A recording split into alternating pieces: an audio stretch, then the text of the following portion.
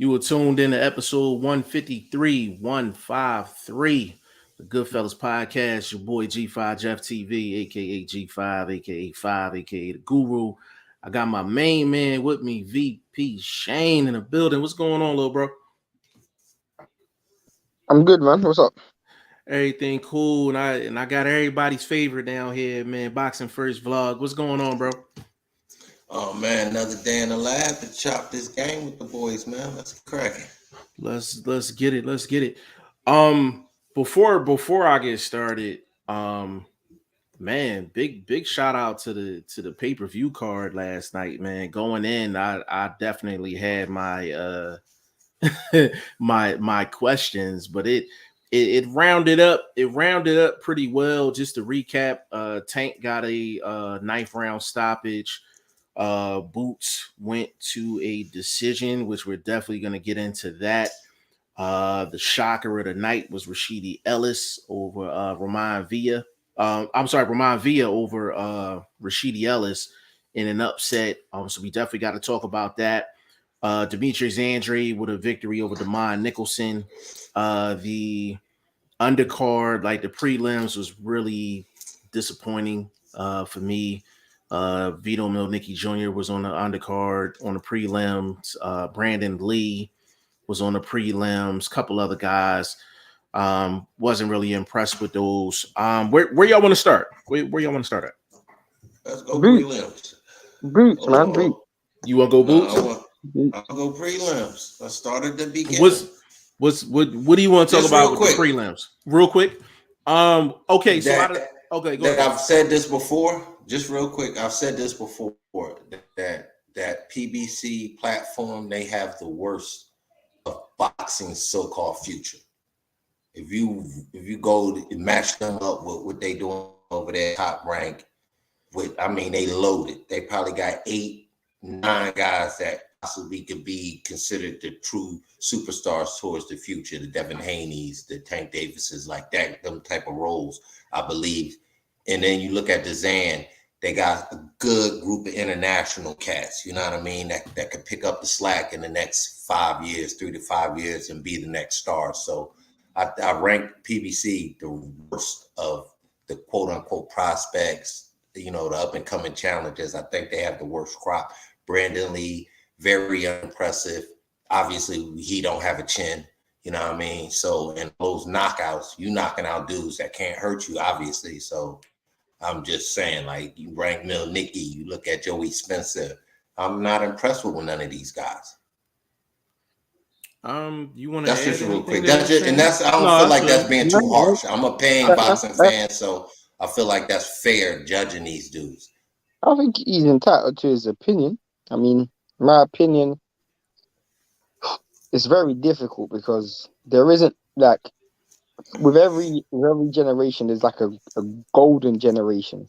With the Tank, you got Tank, Ryan, Devin, Shakur. They come out that golden generation under the same generation. Whether it's Wilder, Fury, AJ, that golden generation. Errol Spence, Porter, Thurman, Crawford. There's a trend to that. Right. To every generation there's a trend. And I just feel like with all of those great golden periods in boxing, you're gonna have times where it's real empty. We mustn't forget that, especially that 10 years ago, and even before 10 years ago, let's say 15 years ago, the state that boxing was in terms of like prospects. So sometimes, it's just a fall and rise, fall and rise. You get some fighters, you come in and go. In terms of PBC's, a reason for why PBC is that way, I mean, it's very self-explanatory. They're very top-heavy. They don't pay the same that Top Rank will pay up front. You got dudes like Tank Davis, Errol Spence, Jamal Charlo on really high purses. Subsequently that money has to go somewhere. So they're on. Like, how much did Shakur get coming from the Olympics? He had $1 million contract. Mm-hmm. How much did Devin Haney get from signing with the Zone? He got $1 million contract. PBC don't offer those fighters those deals. You see my point? So Right. you're gonna be top heavy. You know, you're gonna they seem like the company that invests in ready made packages. You know, Yeah. Yeah. No, well, I actually I agree with both of y'all. We got family in the building already, man. Ty Finney, aka the legend, man. Big shout out to him. He was at the fight last night. Ty Yeah, I Finney, I seen don't his know if pics you on the IG. yeah. I don't Ty, I don't know if you're still working. If you're not working and you want to jump in, just let me know. I'll shoot you the link. My guy L Dub the plug in the building, man. Said what's good, man. What's good with you, L Dub? Just to kind of piggyback off what both of y'all said, I think the most disappointing thing about PBC's prospects is that they have been treading on the same water for the past 2 years. Joey Spencer, same type of opponents. Vito Milnicki Jr., the same type of opponents. Brandon Lee, you shouldn't be 26 fights in fighting 8 rounders. Like I got a problem with that. You understand what I'm saying? And as far as Brandon Lee not having a chin, I will say this: he got heart. We'll see what his chin is like going forward. But to take the shot that he took in his last fight, and for him to get up and recover from it, he got some balls for that. I'll definitely give him that. But we'll see what his chin does as he steps up in competition. I just don't like the fact that and it goes with what you said too, Shane. They're top heavy, not only in terms of the talent, but in terms of the money. I feel like they're keeping them at this level where they're fighting lower level guys because they know their budget is only a certain amount. You know what I mean? And they're offering them these same dudes. You know what I'm saying? it's very similar See, to I think the it different. I think it's that they don't believe in these dudes. the reason why I disagree is because it's not when you look at the model that he's gone with, it's very similar to the Don King model. Don King never really signed like how many dudes did Don King sign that wasn't going to make him instant money, you know? And I think for the most part, you know, when you got, as we said, me and Blunt agreed on last live was that when you got a company that's hemorrhaging so much money, something has to give. You know, so it has to give somewhere. You know, at some point the maths have to start evening itself out. Mm-hmm. How is it so easy for you to get so many names on one card, knowing the purses and knowing that the pay-per-views ain't there?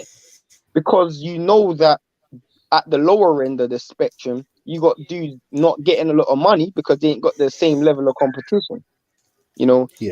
Yeah. if you want to be honest, bro, and this is agreeing with Blunt, look at who Eddie Hearn threw Josh Kelly in there with after 12 fights. AJ got through in there after 16 fights. Like Right. these guys get thrown in the deep end real early. And I'm not saying that's the right way to do things because I'm not saying it is. Top rank, they threw Shakur in the deep end early. They threw a lot of their fighters in the deep end early. Even what's it called? Jared Anderson to a certain degree, you know, Right. they're willing to test him early. Right. You know, I agree with that method. I'd rather somebody get thrown in early versus going the Brandon Lee route. Brandon Lee's 26, 27 and 0, and he has not fought one. His best opponent on his resume may be Samuel T. That's bad. 26 fights in. That's not good. You understand what I'm saying? Like But that's that was not the good at same all. with Wilder. Like Wilder was 30 fights in, 30 Yeah. something fights in, and it's the same thing. You know, you see that It's same it's a methodology. It's not it's necessarily the best way. yeah, I don't even understand. I don't even understand it from any level. I don't understand it from a With financial Wilder, level. I get it though. Wilder was still, even though he had a little amateur pedigree, it was late amateur pedigree. It wasn't, you know what I mean, from the root pedigree. It was late, and he was still learning on the job. With this dude, Brandon Lee, I think it wasn't about really his talent. I think he's a very physically talented, but I think they molded him into a boxer. Like he to me looks like he'd be better doing something UFC or something different because I don't equate his style being able to match up to a Boots level or even deal with a good OG like a Thurman, those style fights. Not them particular guys. I'm just saying those style of fighters. I don't know, bro. I think they don't believe in these dudes. I think they need these dudes for their I won't say gender. That's not for what they bring to the table, for who they are. We know who they are. So for who they are, I think they need that on the platform, and they don't believe in them talent. Because again, if you look at that track record, Joey Spencer hasn't been spectacular. I don't see growth. I haven't seen any growth in Brandon Lee. And maybe that's a reason why they don't give them that step up competition. You know what I mean? Whatever they have invested, they feel like, damn, we'll lose that automatically if we give these guys these sort of challenges, sort of fights. So anyway, that was just real quick, man. I don't want to stay on there too long. No, I actually like that take. I actually like that take because the PBC looks at all of those guys as they think they are hot prospects, and the reason I agree with your statement is because if they're keeping them on the same level over a 2-year span, then obviously they're thinking the same way you're thinking, Blunt. You know what I mean? But me personally, I'm like on the business side, it makes sense with what Shane said. Yeah, I'd rather see, no doubt. Yeah, I'd rather see what I got in a guy 10 to 15 fights in because I don't want to, as a businessman, I don't want to have $300,000-$400,000 and I'm like, all right, I'm gonna invest in this dude after 25 fights, and then I find out he's trash truck juice. You know what I'm saying? I find out he been frauding. I'd rather find out now 10, 15 fights in so I know what I'm doing with how I gotta play it going forward. And that's that. But I think that's great points by both. Check this out.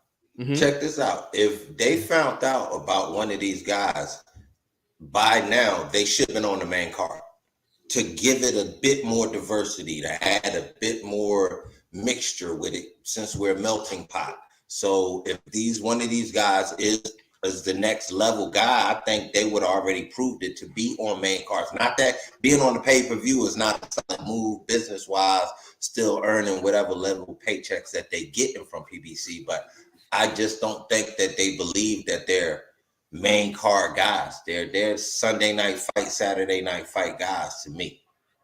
And I guess you gotta have them type of guys too. So anyway, fair enough. No, good takes by both of y'all, man. Let me get in this comment section real quick. PGH Big Dog, man, what's going on? What you say? Salute, man. Salute to you, good brother. My guy Conrad in the building said good evening. Big shout out to you, bro. Andre Southgate in the building says salute all here listening. Big shout out to you, Andre. He said you hit the nail on the head with the Tank versus Garcia prediction. Yeah, they better put respect on my damn name for sure. Guru. Michael Johnson, yeah, for sure. Michael Johnson, he said, what it do? Big shout out to you, Big Dog. Let's get right to it. I don't know where Blunt just went, but let's just go up the card, man. Andre and Demai Nicholson, Shane, get it jumping. I mean, didn't read into that fight that much, to be honest with you. I mean, Andre spent a lot of time out of the ring. I think it was like 18 months or something. So, you know, it's just a steady performance. Obviously, the most talked about point is him getting dropped. I don't read into that much because that was a scenario that's very difficult to replicate. You know, if you get caught bang on the chin, you know, and you make a defensive error, you can say maybe someone can exploit it. I think it was a mixture of loss of balance. Obviously, the shot landed.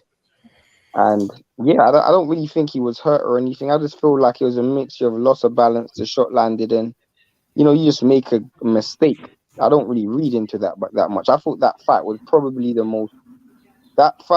the most meaningless fight I watched on the card. It didn't really serve no purpose to me. Yeah. I missed it. Who are we talking about? We're at Andre and Nicholson. What you think about? What you thought of that fight? Same level fighter. I mean, now you fighting the same European level fighters you're gonna be fighting over here. Again, as we was talking off camera, I don't feel like it's a fight that sets you up for that Plant Benavidez mix. Like, we need spectacular from Andre. We need a splash Yeah, of youth from Andre I, now if he's going to be working forward with I, PBC. I don't think like I don't think that was the intentions when they made the fight in the first place. You know, when you ain't fought for like what is it, 20 months or over 20 months. So Yeah, so I then think that's why that to me that's why you make a statement in 20 months. That means you got a lot of built up energy. mm, You but you got got you to get got a a lot of ring rust, recovery bro. that you should be bringing into the game. Bro, You know what I'm bro, saying? going by track record, bro. Any fighter who goes that long wait without a fight and then is moving up a weight class, yeah, you're 100% right. But Jeff says this all the time. For a fighter who relies on speed and timing, that's the fastest thing, that's the hardest thing to get back in ring rust. Power will always be there with you. A power Yeah. puncher will always have power. That power won't leave. You can be out the ring for 12 years. You're still gonna have that level of power. You see that Yeah. level of speed and that twitch and that reaction. That's something that comes with constant boxing. That's why they say activity. So for me, I just think that fight was just to get the ring rust off. But I could be wrong. I I mean, think I can't disagree with your take on it. Mine's is just a little bit, I guess, more expected since we haven't seen you. Like you know what I mean? Like show me something different. Like what we saying about AB. Like give me a little bit of splash of what made you who you is. Not the standard same sort of pity pat fight you did on that design platform, bro. You got to be spectacular over here, bro. um this one's a tough one. I'm not even going fraud. This one's a tough one. Vlog, I see it from your end. This is his introduction to PBC. People that may not follow the zone and all of that, they've been hearing about Android and all that, so they want to see what the hype is. So you have that crowd. Then you have the crowd, which is us. We're more tapped into what's going on, and we know about Android and everything. So it really just depends on what crowd you're in. If you're not really familiar with Android like that, you've been hearing his name for a long time. So you went into that fight, fair or unfair, you was looking to see what all the hype was. Um, as far as just we go, this was a this was a this was a get the rust off fight for Android. And the thing with that, he he's kind of he was better off having a performance like this because he's gonna get guys to actually sign up to fight him. If he goes in and he wipes out Demond Nicholson in 2 rounds, he's gonna get less. He's probably gonna get more I, resistance. I feel like it's also a lose-lose, bro. Like Agreed. I do hear what Blunt's saying because obviously, if you want to fight a Charlo, if you put in a good performance, there is the argument that people will say, well, put him in the ring there with Charlo because it might build up some hype. But the opponent and the level of opponent that he was fighting, there is no, there's nothing you can do. Like if he won that and he wiped the dude out in 3 rounds, people are gonna say that he fought a nobody. Yeah. I personally feel like when you're in those situations, the most important thing is to get the win and just keep it kicking. Make sure I get a quick turnaround. So if I'm So my making a thing fight like is, this, get me a quick so turnaround. okay, so now that you added that on to your synopsis, what kind of turnaround are we talking about? Are we talking about another pay per view, but against an actual opponent? Or are we, because again, we talking 168. How really deep are they? So now you got to be talking about the guys that have higher pay per view stars or at least pay per view lists and event makers. Plant, Benavidez. I didn't see nothing that told me that's the turnaround. So you gonna give me another cupcake? I I mean, how mean, many cupcakes can you take? you don't. It doesn't even have to necessarily be a cupcake, bro. Because I would have no problem. I would have no problem with them throwing him in there with someone who, in my opinion, is. And I'm just struggling with names at the moment. But let's Because say, we for talking example, 168. That's yeah, the no, that's what I'm saying. problem. I'm saying, for example, I know he's not with that network anymore. But I would have had no problem with them going, okay, after that performance, fight Danny Jacobs. I would have had no problems with that. Obviously, he's not on that platform, but I mean, someone But of that Danny level. Jacobs is a free agent, though.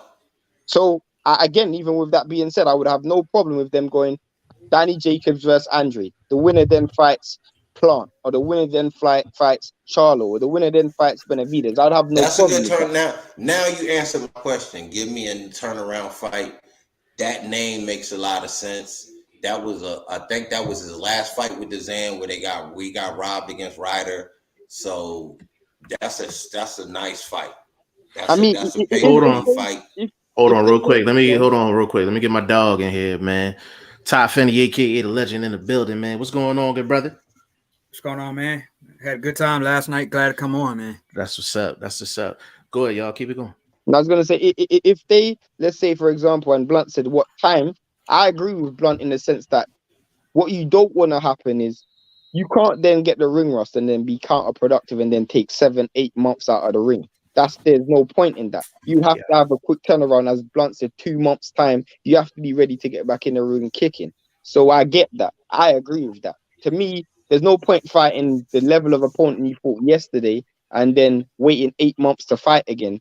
It's kind of, there's no point. You kind of just counterproductive. So Yeah, I think legend go after I go. Because we talking about Andre and Nicholson. So y'all know how I do as far as guys moving up in weight class, get acclimated to the weight. So I didn't have a problem with the Nicholson fight, with the moving up in weight, also with the layoff. I didn't have a problem with the Nicholson fight. It was really about him getting the win. That he should be in the ring no later than April. He should be in the ring no later than April. And Can I counter you real quick, Jeff, just so you can spice up what you're saying? All right. You don't have a problem with that.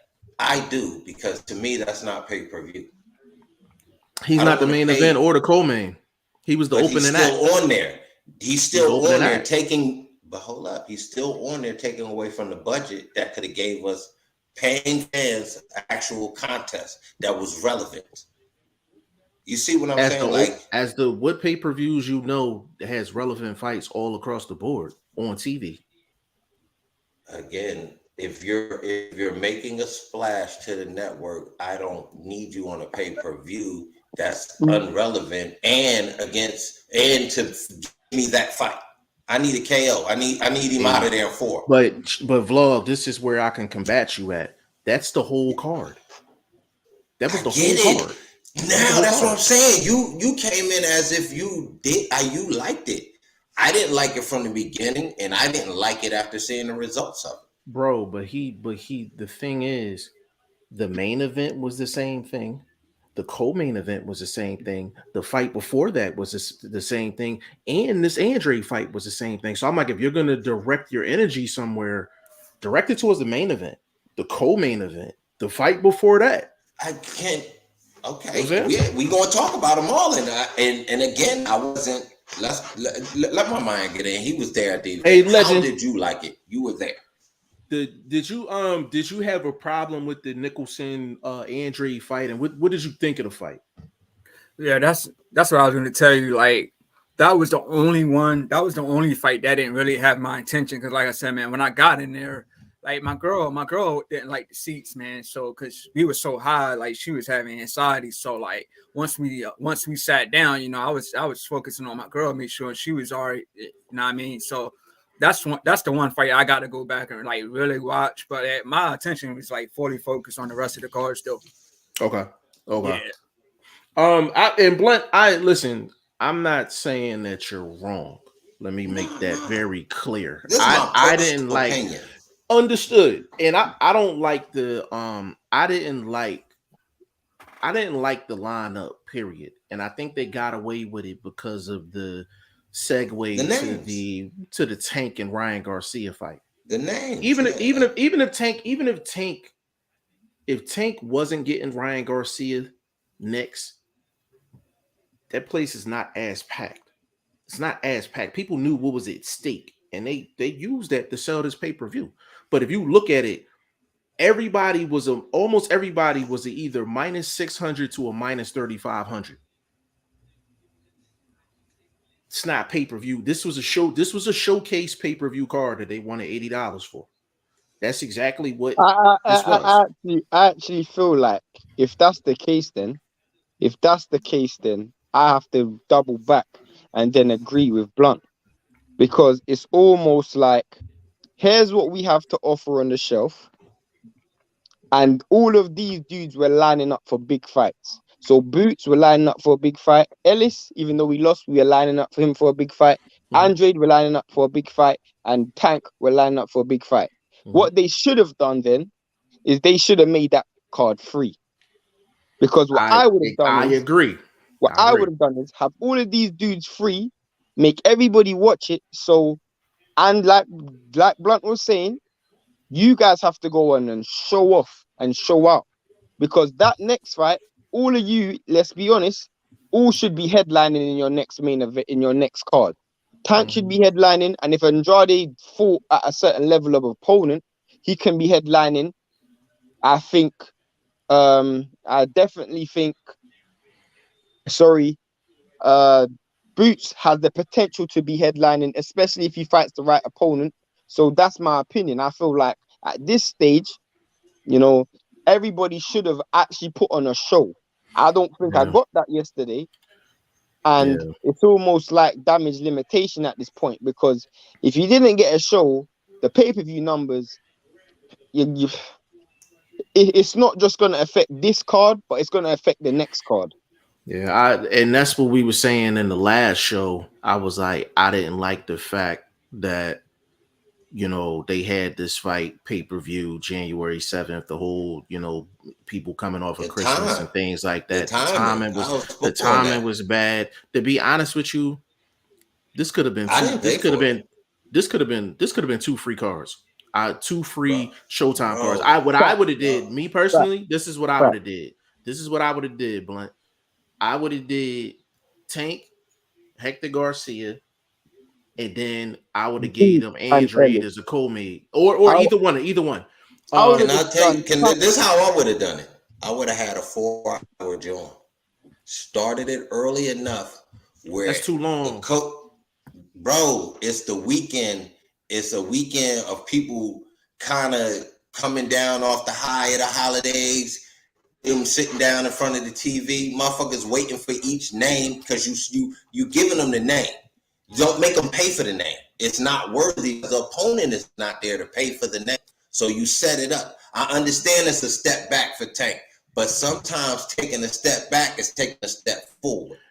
But time is very important when you put these guys on. So if you're talking about doing like a 4-hour joint, that means somebody's going on. So you telling me they haven't done 4? Again, it doesn't, bro. There's a difference. You're gonna have a bigger impact when you got these dudes on prime time versus these dudes going on at 5 o'clock, 6 o'clock. That's just the fact of it. But I just feel like, again, I feel like it should have just been 2 split cards. That's what I would have did. Or like Blunt said, make it free and have those dudes, like you said, because I actually agree with Blunt when he said. Real quick, Witten running it. The early fights that were prelim fights that were free, be part of it. So by the time the prime time hours come, here your big names are coming in front of you. But you're still capturing people that are just coming back from traveling, people that are finishing cleaning up, they got their living room, boom, the fight's on. Sit down. For the most part, everyone this weekend is going to be at home. The Saturday just gone. Thank you. Most people are going to be at home. So the easiest thing for me was make this card accessible for people. That's what I would have done. Try and make it as accessible for people as possible, because they're going to be at home. So what I would have did, I would have split the card. Me personally, I'm not running a marathon on January 7th. I'm not doing that. What I would have did, it don't have to be 4 hours. Come on. No. Hold on. Hear me out real quick. Hear me out real quick. Okay. Hear me out real quick. What I would have did if they had a date on the 28th and they had a date on the 7th, what I would have did, I would have split these up it'd have been 2 free cards. I'd have had one on the 7th. I'd have had one on the 14th, and I'd have You ran talking your about scenario. the 28th of December? No. Or The 28th of January. I'm sorry. I would have split it. I would have took vlogs. So I'd have took your scenario plus Shane's. I'd have made it 2 separate cards. I'd have made both of them free though, and I would have had basically like 6 names fights to do that. You had enough names to do it. You had enough of names the prelim that are Mhm. recognizable to mix it up with the the A-level names. So I don't like the strategy. I think we're all getting around the same point. None of us like the strategy of it, bro. I want to get to Boots. That's what I want to get to, bro. Hold on. Let me real quick. What? Can I ask the general something? Because he ain't really been coming in. We're there. Was the vibe there, or was it just a pace like people were just kind of there? Or was it like exciting? Was it, you know what I mean, kind of hyphy in the building? How was the vibe from the crowd? You saw how was the crowd? Yeah, yeah, it was lit, man. It was it was sold out, man. It was lit, man. Okay. Yeah. Hold on. When did it get? Was it lit? Did it start getting lit like around maybe like the Rashidi Ellis fight, or was it before that, or the whole time? Like when I got in there, like I said, when I got in there about the first round when Andre started, or about the second round when Andre started, that joint was pat, man, pat. Yeah. So like by the time I got to my seats, that home rows were already full. Yeah. Hey, let's hold on now.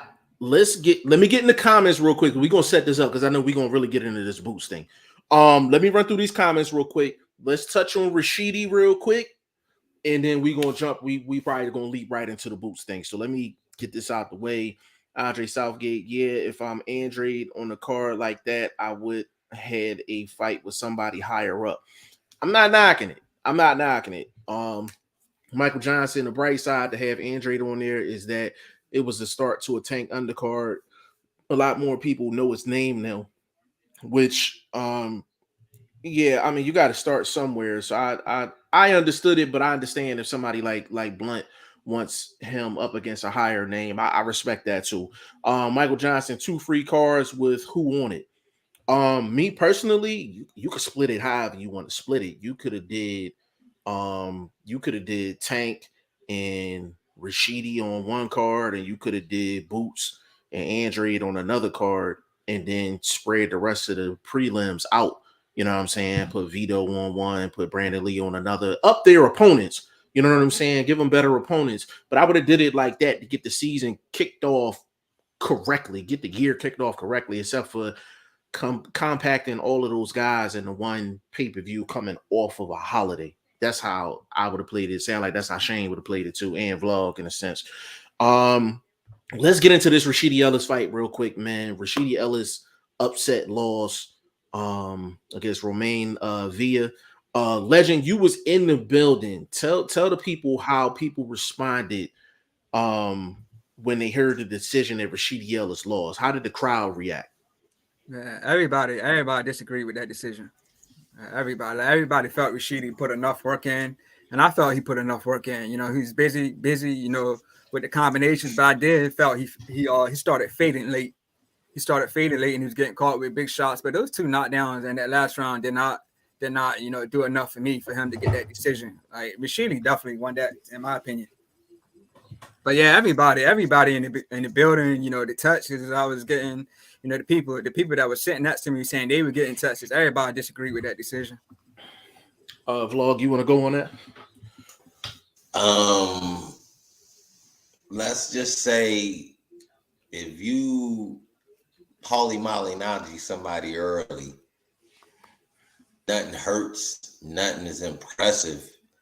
The style looks good, you look great out there, but I'm not really impressed with what you're doing. Judges kind of, you know what I mean, take that against you, especially if you get knocked around later in the fight.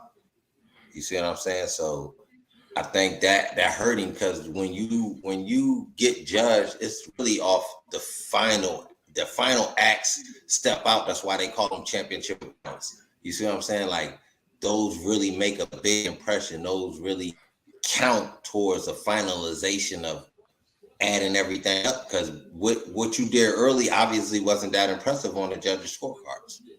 So obviously they kind of leaning to my analysis of what happened in the fight. Again, taking it from a perspective that didn't see every second of the fight, but I saw enough that I'm going to say I wasn't impressed by the work. He never hurt this dude. Again, this dude looked like a middleweight, not gonna lie, but at the same time, unknown guy. You trying to make a statement? This is a statement situation. It's pay-per-view, bro. Don't give me no fading late and then you still expect your hand raised. Things happen in boxing and it didn't get away, especially if you hit the canvas. Hey, vlog, I'm if I find the fight, I'm gonna send it to you. I actually want you to watch it and score it. I'm kind of curious to see what your scorecard gonna be. Cause I know you said you seen just enough. I'm gonna find it. I'm gonna send it to you. Like if you can watch it and actually throw a scorecard on that, because I'm kind of curious. So to see answer me this, just real quick. My man was there. Was he backing Villa up early in the fight? Because from what the clips I was seeing from the early rounds, I seen him getting off and moving. I didn't really see him pressing, making the line, and Villa never crossing that line. No, I don't think he was backing up. I think he was coming forward the whole time. Like Rashidi didn't have enough pop in his punches to keep him off of him. Like Rashidi has like pity pat punches. Like he'll throw. That's my like point, Jeff. When I said making an impression, again, looking good is different. Throwing a lot of that, like I call it, that polymalinality shit. That's just great, fast hands, blah blah blah. But if you're not putting an impression on your opponent and then people judging you, it's kind of taken away from your performance. You're not. It's no exclamation point. But that's why I said I wanted you to watch the fight and actually score it, because Legend thought he won the fight. The crowd thought he won the fight. I watched it. I thought he won the fight. Legend just said the man wasn't hurting him. That's my point. But bro, this the thing. This the problem. This the thing. Like when you judging fights, like a guy can win around landing shots, but he don't hurt his guy. It's all about scoring. You feel what I'm saying? So it's not everything. When I say that, was the guy coming forward through what you're doing? Was the guy never deterred from his? He was never deterred. He was never deterred. But what are you scoring though? What are you scoring that he could take a shot? I can say this. Let's say Rashidi Ellis was doing what we're saying he was doing. Mm-hmm. I'm giving you maybe 3 rounds, and then if I see you doing that, and then you're not putting a cap on it, man. You know what I mean? Tell me where. Hold on, but vlog. I see. Me and you had plenty of conversations about fights and stuff. I just want to make sure that we're talking about style or we talking about the guy, because one of your favorite guys does the exact same thing, and you give him every single round. Do I got to mention the name? Please do, because I'm confused. Devin Haney is notorious for that. He don't. But we know with Devin, we got a built-in excuse. Shoulder issues automatically take away from your power. If you're still doing what it do. Hey, vlog. You know we laugh, yeah, but Blunt does have a point. Not about the shoulder issues, but about something else. I hear where Blunt's coming from. I haven't given my opinion on this at all. I've just let you guys talk. But why it's very similar, and I relate it to a fight that we all watched together in the Felix Cash fight. Remember that fight that Felix Cash won? Mm-hmm. And where Blunt has a point is cool. If you're gonna go down the Devin Haney route, you have to make sure your opponent don't get to you. That's my problem. Is because after all of that pity pat stuff, he didn't draw the line in the sand. And then what ended up happening to Rashidi Ellis in the last few rounds? Now, I'm not saying that means he should have lost the fight. But to me, you can win individual battles. But I feel like you've left the door open for someone to take that fight from you because of what you've done in those last few rounds. I will say that Rashidi Ellis opened up the door. He definitely opened up the door What Because I'm you can't saying, use Devin Haney as an example, because when Devin Haney shuts a dude out, yeah, he might be pity patting, but these dudes ain't dropping Devin Haney, bro. These dudes, I Devin Haney's shutting it out and he's keeping the door closed. but Shane, if you watch that fight outside of the rounds that he got the knockdowns in, that dude might have only won 2 other rounds. But Hold on, that, did you watch the fight and did you score it? to be honest with you, bro, I didn't score the fight. I I didn't got it. score the fight. Please score. I need both of y'all to score that But the fight. reason I actually want to say something, because it Mhm. doesn't really matter, because I feel like one fight doesn't define your career, and especially No, it when you're doesn't. signing It doesn't. PBC. The issue that he has right now is PBC don't do automatic rematches. They Yeah, don't he's rematch. screwed. He's screwed. So He's screwed. in that instance, he's kind of screwed. Like, He's if screwed. you were signed That's to a like fact. a Top Rank or Eddie Hearn, maybe you might have They would got have ran it right back. They'd have literally. ran this Top But Rank or Golden Boy or DAZN. They'd have ran that right back. the issue For he's sure. got right now, this specific moment, is someone's seen the blueprint to beat him. It doesn't even make a difference, bro. The truth is, it doesn't matter whether you feel you won the fight or not. You left the door open. The whole point of this fight is, yes, I 100% hear you. If you feel like he should have won the fight, cool, that's fine. It's not a fight where you shouldn't even been in that position. You see my point? Like, Yeah, you see when no, you I see when agree. Charlo fought Castano, and it was in the He first left the fight. door open. He let, but the difference is with Charlo, it's an undisputed fight. So he done it at the highest level that you can possibly do it. Hey Shane, he ain't Whereas, take the beat. I where, tried to give him the beat. nah, I Man, saw you, but I can't. I'm not being rude. I'm just not being rude. I let him, bro. Just I'm kind fucking of. stop it.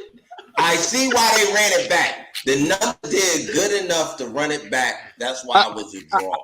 I'm I'm just messing trying to with you, land bro. this I'm messing point. with you, I'm bro. just trying to land this point for a second. Go Yeah, ahead, yeah. go ahead. But he did that on purpose. That's why I was trying to be nice, Nah, Shane. So hey, go ahead, man. for me, and that's why I'm actually not disagreeing with Blunt on this, is like, it don't matter what the situation is. The fight could be, you could have won the fight by 2 rounds. Mm-hmm. You had the fight in your hands, bro. You had the fight in your hands. It don't make a difference. You had the fight in your hands and you lost it. So you can only blame yourself. You can look at the ref and say whatever you want, or the judges or whatever. You can only blame yourself. It does not matter, bro. You can only blame yourself. So I don't feel sympathy for a dude like that. And even if you want to lose a fight like that, bro, I'll give you an example. Let's say it's basketball, bro, and for the first 3 quarters, you're up. You're up first 3 quarters. And that last quarter, you just lose it. Just because you might have won the first 3 quarters, but that last quarter can lose you the entire game, bro. And that's what it was. That last end of that fight lost him the fight. And you can only blame yourself. Well, Hey, let me say this, man. Like I said, like I was telling you, Jeff, earlier, man. I felt it was similar to like a Tony Harrison situation. I just felt that Rashidi started fading later in the rounds, like because he couldn't hurt him. He couldn't hurt him. And he started getting tired throwing all those pity pat shots. He started getting tired later on, like half of the fight later. He started getting tired, and the dude just started coming on strong. can I tell y'all? I got a DM right. I got a DM right from somebody, and they not a Rashidi Ellis fan at all, and he was like Rashidi Ellis is nothing more than Josh Kelly, and I was like, damn. I said I didn't think of that, and I was like, that's actually facts. A I think speed that's guy. harsh. How is that harsh? I think he's a bit sharper than Josh Kelly. Josh Kelly's an imitation of a slick boxer. Rashidi's a true slick boxer. Josh Kelly, I think, got way more natural power than Rashidi Ellis has natural power. So I get the comparison, but I just think they fit different roles in that comparison. Who wins the fight between them two? Give it to Rashidi. I don't think Josh Kelly can deal with another fast fighter. I think he's fast. He has a bit of natural speed, especially from his class. The people he come from. What I mean, that plant type of stuff. That's nice. Most white boys ain't naturally fast like that. So that's a blessing. You know what I mean? But just style wise, the shoulder thing, all of that, bro. That's imitation to being a slick boxer. Either you born with it or you not. Rashidi born with it. If you not sustaining it, now you brought in Devin Haney. he sustains that. Shutouts, that means you're sustaining the movement, the combinations, the drawing a line in the sand, and these dudes never crossing it, or you're at least matadoring them. For the record, you don't have a problem giving a guy rounds if they done got cracked like that, right? For the record. Yeah, I don't have if you you know what I mean. But if you want to compare natural power, Sheedy should be getting a bit more mature with his power. So at some time in a fight, okay, the sit down happens. I done tired this dude out with my boxing, and I'm starting to slow down naturally. Now it's time to sit down, be economical, make these shots count a little bit more, bro. And he didn't do that, bro. So let me ask you both a question before we go into the next point, and that's for Legend and Jeff, bro. Who do you think wanted to hear that final bell more? Sheedy for sure. But I will say this though, Shane. How do we judge fights? I get. That's what you did answer the question. No, we okay, bro. Okay then, Jeff. Let's say then, bro. Let's say me and Blunt agree. Rashidi won the fight. Right. At the end of the day, bro, moving forward within your career, you still have that. Forget the loss. You still have that. What's it called? Issue. That issue. That issue. Bro. I agree. That's but I agree. saying. But I agree. I agree with that. I agree with that 100%. But what I would like for both of y'all to do is actually score the fight. So we can both see each other. So we can both see each other. I'm on y'all side of the street. Like Rashidi's not going. He has probably the power of a 140 pounder, but the size of 147, which means he's gonna have to get to like a Devin Haney type level in terms of the boxing craft. Rashidi Ellis don't have a lot of boxing craft. He just got a lot of speed. He just got a lot of speed. Performance, and I'm gonna say this: performance. When you're fighting in those type of fights where there isn't much on the line, performance means more than result. And the reason why I say that is because I've seen a lot of dudes win fights, and I feel like, bro, that wasn't an impressive performance. So it doesn't make a difference to me. Kind of like the Catterall fight. You know what I'm saying? But even with you know what it was, bro? I think he thought he was gonna blow dude out, but I don't think they realized how big that dude was, bro. Hey, Vlog, can I keep it real with you real quick? 60-pound guy. Yeah, go ahead. Let me keep it a bean with you real quick. I knew he was gonna have some issues in this fight because if you watch the last fight that was of any significance of Rashidi Ellis, he fought Alexis Rocha. So Alexis Rocha was known as a power guy. So when you watch that fight, so when you watch that fight, it was the amount of respect. Now, Ellis won the fight. You know what I'm saying? But it was the amount of respect that he gave Alexis Rocha throughout the fight. And like you said, Vlog, and again, I'm not disagreeing with anything that you said. This is the one part that I like. At some point, and we all say this, at some point, you have to draw a line in the sand and say, hey, you're not crossing this line. If you do, we're going to meet you with some heat right at this line. Rashidi Ellis does that admission fee. Listen, Villa was coming in. I mean, he was coming in like he paid rent. Like, you understand what I'm saying? Like he coming in like he paid rent. Straight up. So I get it from that aspect. I felt like Rashidi won the fight, but Rashidi Ellis left the door open, and that's where I agree with y'all 100%, man. And if nobody can feel sorry for him. I thought he won the fight, but I don't feel sorry for him. Let me if you know what I know, if you know what I know, and you from the hood, you leave your door open. You subject to getting robbed. So absolutely. That could be what happened, bro. Absolutely, and that's what it is. Go ahead, Vlog. Go ahead, Legend.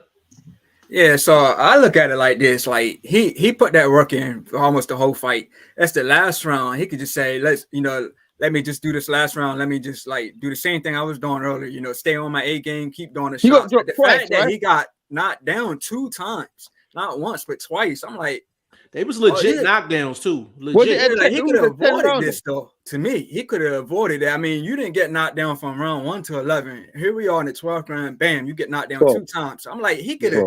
He could have used the same strategy from 1 to 11 and just not get knocked down in 12. I mean, what just made him get knocked down 2 times in the 12? Like I said, I felt he faded. Yeah, his dumbass was tired and then was trying to close the show. How you tired and trying to close the show at the same time, man? Like stop it. Come on, bro. Yeah, fact. But hold on. Let's get to the meat and the potatoes. I don't even want to really talk about. I don't even want to really talk about Tank right now. Like that situation, it is what it is. You have to give me the mic. You have to give me the mic. Fine. First, I'm gonna go Shane. I'm gonna go you. I'm gonna go Vlog. I'm gonna go Legend. I'm gonna go last. Jerron Boots Ennis defeated Karen Chukatson by unanimous decision. He went 12 rounds. He is getting absolutely roasted on Facebook and Twitter by Spence fans, Bud fans, and everybody in between. I'm going to sit back and enjoy what Shane and Vlog has to say. Shane, go. I'm not going to roast him at all because he's still an elite fighter. But This is what I would say, bro. And I said this when I was in Philly, and I said this when I was in the UK, bro. I swear, if I was in this dude's camp for years, bro, I've been telling people, put this dude in the ring with movers. You have to put the dude in it. If you're going, you have to test every part of this dude's game. There's always going to be a fight, and I say this with every fighter, where you're gonna find a style where you got to fight different styles. So there's always gonna be a time where you're gonna find a style you're gonna find it tricky with. And I'm not saying he found it tricky. He won every round yesterday. But this is my point. You got to put the dude in there with a mover. And I asked for this. I don't even remember what live I said it. And I also said it in Philadelphia. I said it like the dude fights dudes, and a lot of the dudes he fights, like they're very similar, and not a lot of people. Like I want to see. Okay, I'm gonna share a quick story. When I was in Philly and I saw Boots train, I saw him in the gym, and he sparred so many dudes. He gave everyone the business. But the one thing I never saw in the entire time when I was there, I never saw him fight anyone where he had to cut off the ring. And I'm pretty sure you've both heard me say, how good has he cut off the ring? How good does he take a shot? So we still don't know how good he takes a shot. But I've asked this question before because you have to put yourself in as many scenarios as possible. And Bozy said it yesterday. What do you do when you go in the ring with someone who doesn't engage? And that is what we saw yesterday. Boots did not know what to do. He literally said it after the fight himself. He said, you can't do anything. You can do something. It's just that you've never been in the position where you've been taught to do something. And it's not Bozy's fault. It's because, if I was in the camp, I would have got him in those. I would have put him in those situations where for 3 rounds, you're fighting someone who's just straight running, just straight engaging. And you have to learn how to cut off the ring. There's certain skills you have to polish all of your game. It's not just those specific aspects. So when everybody was jumping off the high horse, and I've said it many times, bro, if Terence Crawford deploys the tactics that he used against Victor Postal, he is going to cause Boots problems. And I said, because we've never seen him cut off the ring. We've never seen Boots cut off the ring. And this is what we saw yesterday. The reason why I wanted to stress this point so much is because we need to stop revealing our cards so early. Let the dude show us what he can do before we even put him in those scenarios where we're comparing him to the greats, pound for pound number one and all of those stuff. We have to let him see what he can do. And I've made criticisms about Errol because I've seen Errol in many positions where I haven't seen Errol display certain skills that I expect him to display. But I was waiting for this scenario, and trust me, I was not surprised.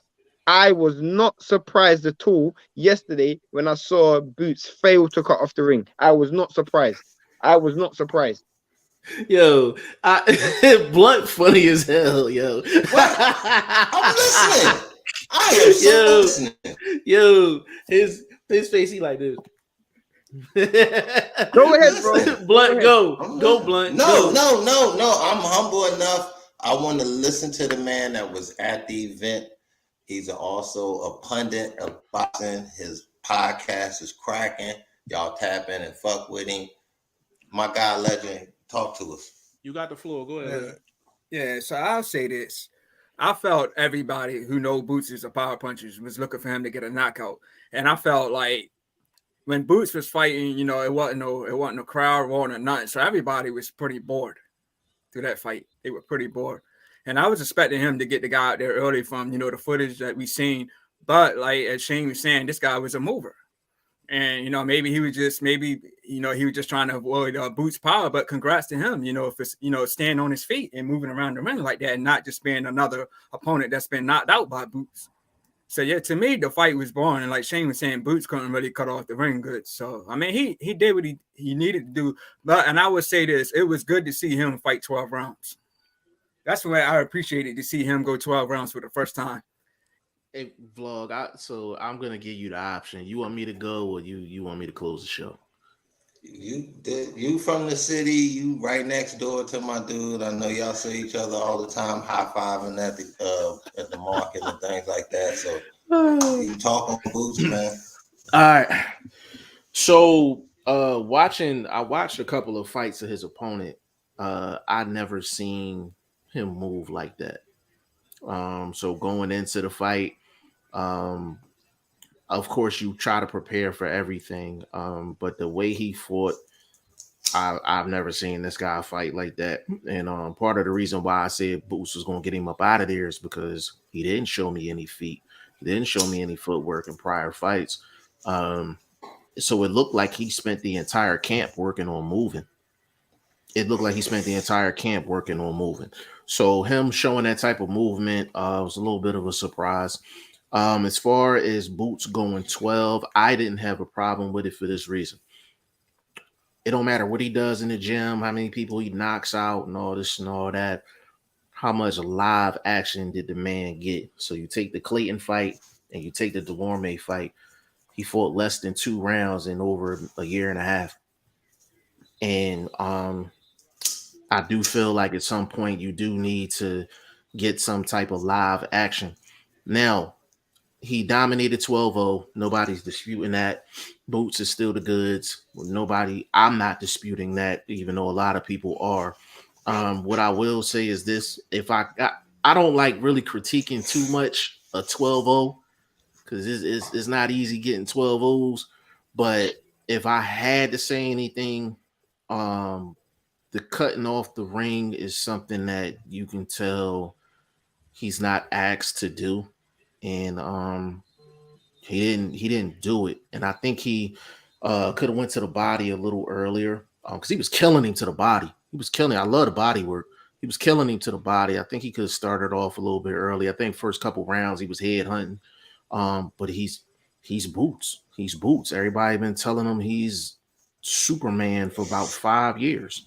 You know what I'm saying? Like, so you're asking a person is being told that he's Superman. You're asking him to go through a basic Yeah, fundamental process it's like asking Superman to take the bus when he can fly. when he can fly. Right. You're asking him to take a basic fundamental process to break his guy down. And when you're running through every single guy the same exact way, when you ask that person to go through a regular process, They it's struggle. it's not going to be as it's going to take him a little longer to grasp that. Now with Boots, as good as he is physically he was able to work his way through the fight. But the one thing that I will say to people that are either criticizing Boots or whatever for how the fight went, Bozy will tell you the same thing I'm about to tell you. That cutting off the ring, Boots ain't do it. And I guarantee you he's in the gym Monday working on that shit. You know what I'm saying? But Him but bro, this is why I'm annoyed, bro. Because I don't want. I'm not. No, nothing special, bro. I'm nothing special. Nothing special. I don't have the credentials, the qualities of a Bozy, of a Boot, of a Robert Costa. I don't have that. They're way more qualified than me. But why does it have to take a performance like that to see something that I've been saying for at least 2 years? Because I've been saying this. I've literally been saying this, and and Blunt has called me a hater. YSM saying I'm a non-believer or whatever they saying, but I've been saying the same thing. Like, you got to put these dudes in different scenarios and say, show them what you got. Show me what you got. Show me how you perform in this position. Show me how you perform in that situation. My final thought on it before I let Blunt go. I felt like Boots needed the rounds. I think it was good for him to get the rounds. I think going forward, we don't know. We don't know what's going to happen in a Boots fight with Spence. We don't know what's going to happen in a Boots fight against Bud. We don't know. At the end of the day, Boots is going to have to show us on that night, can he put it all together and beat two of the elite fighters that we have in our sport at 147 pounds. But I think it was a good, productive performance by Boots. But just like any other fighter, there is something for him to work on. But Boots is still that deal, as far as I'm concerned. He's still that deal. Blunt, go. Okay, enough of the hate that's been coming out on this podcast. We're gonna speak, truth to power. I mean, this is one of them nights where the light ain't always on you. Just keep the lights on us for a little bit. It's like you playing with your food from time to time. You know what I mean? You like your meal, but you ain't in the rush to scarf it down. You know what I mean? All of this moving and this, that, and the third that y'all talking about. Why should he be hunting somebody that's not worth hunting? First of all, this is not Thurman across the ring. This is not Spence across the ring. This is not Crawford across the ring. I'm not going to waste a bunch of energy doing this particular trait that y'all saying the best fighter on the planet doesn't have. This is not the night to show I got it. It's not worth wasting the energy, and I'm going to take away from my time under the lights. I'm going to enjoy this. I'm going to get these rounds y'all saying I don't get. So all the hate and all the pundits, all of that can be counteracted with positivity for speaking with the best. See, this is the best fighter on the planet, bro. Ain't nobody walking doing what this dude could do in the ring. Y'all expect him to do everything in the ring at all times. It's not necessary. This opponent is not that guy. This guy is not me. I'm going to jump across the ring and make this body shot land when I can walk over there and throw the same body shot. Fuck is y'all talking about? No, Blunt, Jeff, let me get this, please, Jeff. So what you basically, I'm gonna give you guys an example. Okay. You know, if your sink's leaking, and you call a plumber to fix your sink, and you call the plumber, this is supposed to be the best plumber in the world, and he comes and he's tweaking with his sink, and all of a sudden the tap starts leaking, and you say to him, why is the tap leaking? He says, I just wanted the tap to leak. That's what I had that was my intentions from the beginning. That's what I wanted. He didn't fix anything. He didn't show you that he can do anything. All you're basically saying is he's playing with. Can I give you some real game? I'm gonna use your scenario and give you some real game. The best in the business often get extra hours by extending the job. This is how they bankroll you. Oh, you know what? Damn, the faucet leaking at the top. Man, it's gonna take me another hour and a half to knock that out, bro. Within your heart, you feel Boots wanted to go 12 rounds. Yes, I do. Why? Because hold up. See, now you laughing. I'm about to explain why. Because y'all keep saying, can he go the distance? Because y'all keep saying, well, he's eating all these cake dudes up. Okay, now I play with my food and y'all still mad. I went the distance and y'all still mad. I mean, the best can't win. Why? Because there's haters out there. That's just the way it is. Yeah, it's your show. Let's go. Okay. Shane, Legend, I think y'all were in here. Did Vlog not say? Hold on. Let me ask this question. Was this not Boots' first pay-per-view? Did a certain somebody on this panel say you got to make a splash? Okay, let me say this. Let me finish. I can counter that real quick and let you go.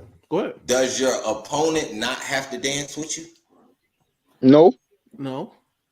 So you saying if you don't get the right guy and things don't work out right, you not get that explosion that we see in boxing and the fans roar and cheer and all of that. But vlog, I'm going based off of what you said. You said Boots is the best fighter on the planet. He is, but if you didn't say, hold on, bro. If you didn't say that, I would give you a different answer than what I'm about to give you. You said he's the best on the planet. He's the best on the planet, right? That same guy that he fought, Spence gets him out of there within 6. Man, you hold on. Let me finish. I got you, bro. Let me finish. Spence gets him up out of there in 6. Virgil gets him up out of there in 6. Bud gets him up out of there in 6. Okay. I'm not so sure about that, bro. Okay, about first of all, hold up. I can stop you with one. He didn't get rid of Mikey Garcia, and he was 2 weight divisions bigger. I was about to say the same thing. Second, we've seen Bud go the distance with dudes that we like. Yo, Jeff Horn, these type of dudes. Come on, bro. He knocks him out. Jeff Horn. Again, why even going that far with a dude like Jeff Horn? Like my dude, you went 8 rounds with Jeff Horn. Come on, bro. Bro, but Jeff Horn is better than the dude that Boots for. Jeff Horn is garbage, bro. Stop it. He's better. Hold on. The dude not from last time, night. Not at the time. Not at the time. He was a champion. He was a champion at the time. What are you talking about? Okay. What's the name was champ at the time? Ricky Hatton was champ at the time that Mayweather. Hey, vlog. I can round this up. Hey, vlog. I can round this up real good. Did Boots look like the best fighter on the planet last night? Boots looked like he was playing with his food, and that's the way I didn't ask you that. I asked you. He looked like the best fighter on the planet. He looked like the best fighter on the planet. Yes, he did. Vlog, come on, bro. Yes, he did. He looked like the best. Hold on, how you look like the best fighter on the planet and you playing with your food? Which story are we going with, bro? Which one? First of all, if like that's like saying, oh, Kobe only scored 28. He not the best player in the game. Oh, because he only had 28. They still won. I ain't have a knockout. I'm still the best fighter on the planet. Yo, the only thing I got to figure unscathed. Vlog. The only thing I got to never figure in danger. Vlog. The only thing I got to figure out now is who's a bigger Boots fan, you or YSM. This is not being I gotta figure out. I gotta run a contest or something and see which one of y'all are the bigger Boots fan, man. But at least it's YSM's collecting a check. YSM's collecting a check. YSM's collected a check. But the thing is though, Shane, here's my point though. Vlog said the exact same thing that we said. The only difference is that he called us a hater and we didn't call him a hater.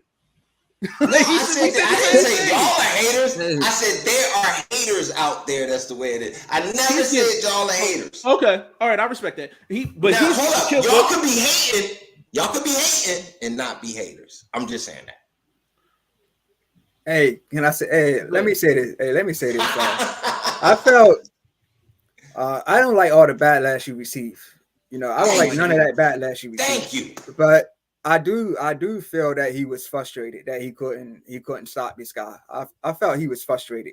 I mean, like I said, it was good that he went the distance, but I felt that he was frustrated. No, real quick, Legend, I'm gonna let you continue based off this. Does the frustration come from your opponent not working with you, not being engaging? All the running and shit can frustrate the best in the world. I don't give a fuck how great you cut the ring off. If a motherfucker got the energy to run all night, cutting the ring off don't matter. At some point, you're going to stop punching and they're going to slide out the side door.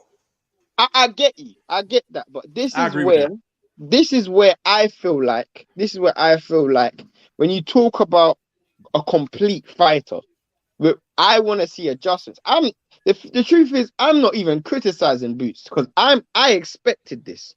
Everybody else is criticizing because they didn't expect it. Shane, you have. I got you. Real quick right now, Shane. Off of last night, did you say Boots can't beat any of those guys? Does the fight last night tell you Boots can't beat Crawford? Let me tell you what I'm saying, bro. Let me tell you what I'm saying, bro. I'm saying exactly the same thing I was saying before. And I was saying exactly the same thing I'm saying before. All of those fights are tough fights. They're going to be tough fights for Errol, tough fights for Bud, and tough fights for Boots. I've always said that. And I've always said Boots has to show me he can do certain things that he hasn't shown me that he can do. I've always said that. And I said Boots has to be put in certain situations that he hasn't been put in. And yesterday was one of those situations which proved to me that he needs to work on that part of his game. I 100% agree with Jeff when he say tomorrow, Monday morning, he's going to be in the gym working on that element of his game. And I believe that. I believe that. And I still believe Boots is the all truth. that running. I'm that man. No, listen, I want to address when that. you I want to get address next that. level, I want to address if them that. dudes is running, they automatically lose. I want to address that. He run all because the point of running, because this is the thing, bro. Running and dudes using movement has always been a big part of boxing, bro. If Tank Davis, answer me a question. wait, Answer me 1 a second. I question. didn't even land Answer me a the 1 question. second. Answer 1 me a second. question. Was dude, first of all, was dude boxing with that movement? He was never engaging with any of that movement, bro. He was just moving. Okay, but this is the thing, bro. When you say the best fighters in the world, I can give you fighters who have fought dudes who have not engaged at all and still got the knockout. One example is Artur Beterbiev. 70% of this dude's fights, all they do is run, but he finds a way to get to them and stops them. I'm not saying that Boots has to be that type of fighter. I'm just saying there's aspects of his game that he has to improve. When you brought up Mikey Garcia and Errol Spence, I was the first, and I was on live saying who was criticizing Errol Spence for the fact that he couldn't cut the ring off and stop Mikey, and Mikey was extremely negative in that fight. He was extremely. No one said that Errol Spence went 12 and won 12 rounds flat out. It's just I want to see a complete fighter. That was an aspect, and I've still said this. How many times, Jeff, have I referenced Terence Crawford versus Victor Postal? I've probably done that ad nausea on this channel because I'm showing you here was a style that Crawford used that I feel will be able to exploit both Boots and Errol Spence's weaknesses. I've said that for such a long time. Man, how many times Crawford have I said that? Crawford is fighting the Postals and the Adoniases and a worn out Porter. Man, this dude, come on, bro. But you're not listening to my point when I'm saying that. I hear you. I'm just telling you that dude's resume is not a no knockout, KO, Leighton Field, super impressive resume for people to be acting like he's the pinnacle. Can Terence Crawford use the same foot movement or a higher level foot movement than the dude used yesterday? In everyone's opinion, can Terence Crawford replicate the footwork that the dude done yesterday? I want to get everyone's opinion on that. Answer me this. You saying footwork. What are you doing before you do that footwork? Or what are you doing? Hold up. Let me land my question. What are you doing before the footwork and what are you doing once the footwork is done? Are you fighting? Are you engaging? Are you winning? He didn't do anything. Exactly my point. But I want to land my point. One second, bro. The reason why I asked that question is because if Terence Crawford has the ability to replicate the footwork, we know Terence Crawford has the offense to mix footwork with offense. We know he has the ability to do that. So we know Terence Crawford can run around the ring and still be offensive. We know he can do that. All of that. I can respond to all of that. With a dude like that guy, yeah, all of that. Terence Crawford can be offensive. The one thing about being offensive against fucking Ennis is you're also opening yourself up to get your jaw broke. Not and if this you're running. is a dude with Not power if you're running. and the ability to do Not it. If you're running. Now, if a guy... if you're running. Hold on, what are you talking about? If you're running, you're not opening yourself up. If you're running and you're using movement, you're not opening yourself up. That's my point. So all of that running and cutting the ring off is irrelevant. You can do both, bro. You can do both, bro. You can run and still win a fight. That's my point. That's my point. Crawford is not a jabber where he can dominate a fight with done it against Postal.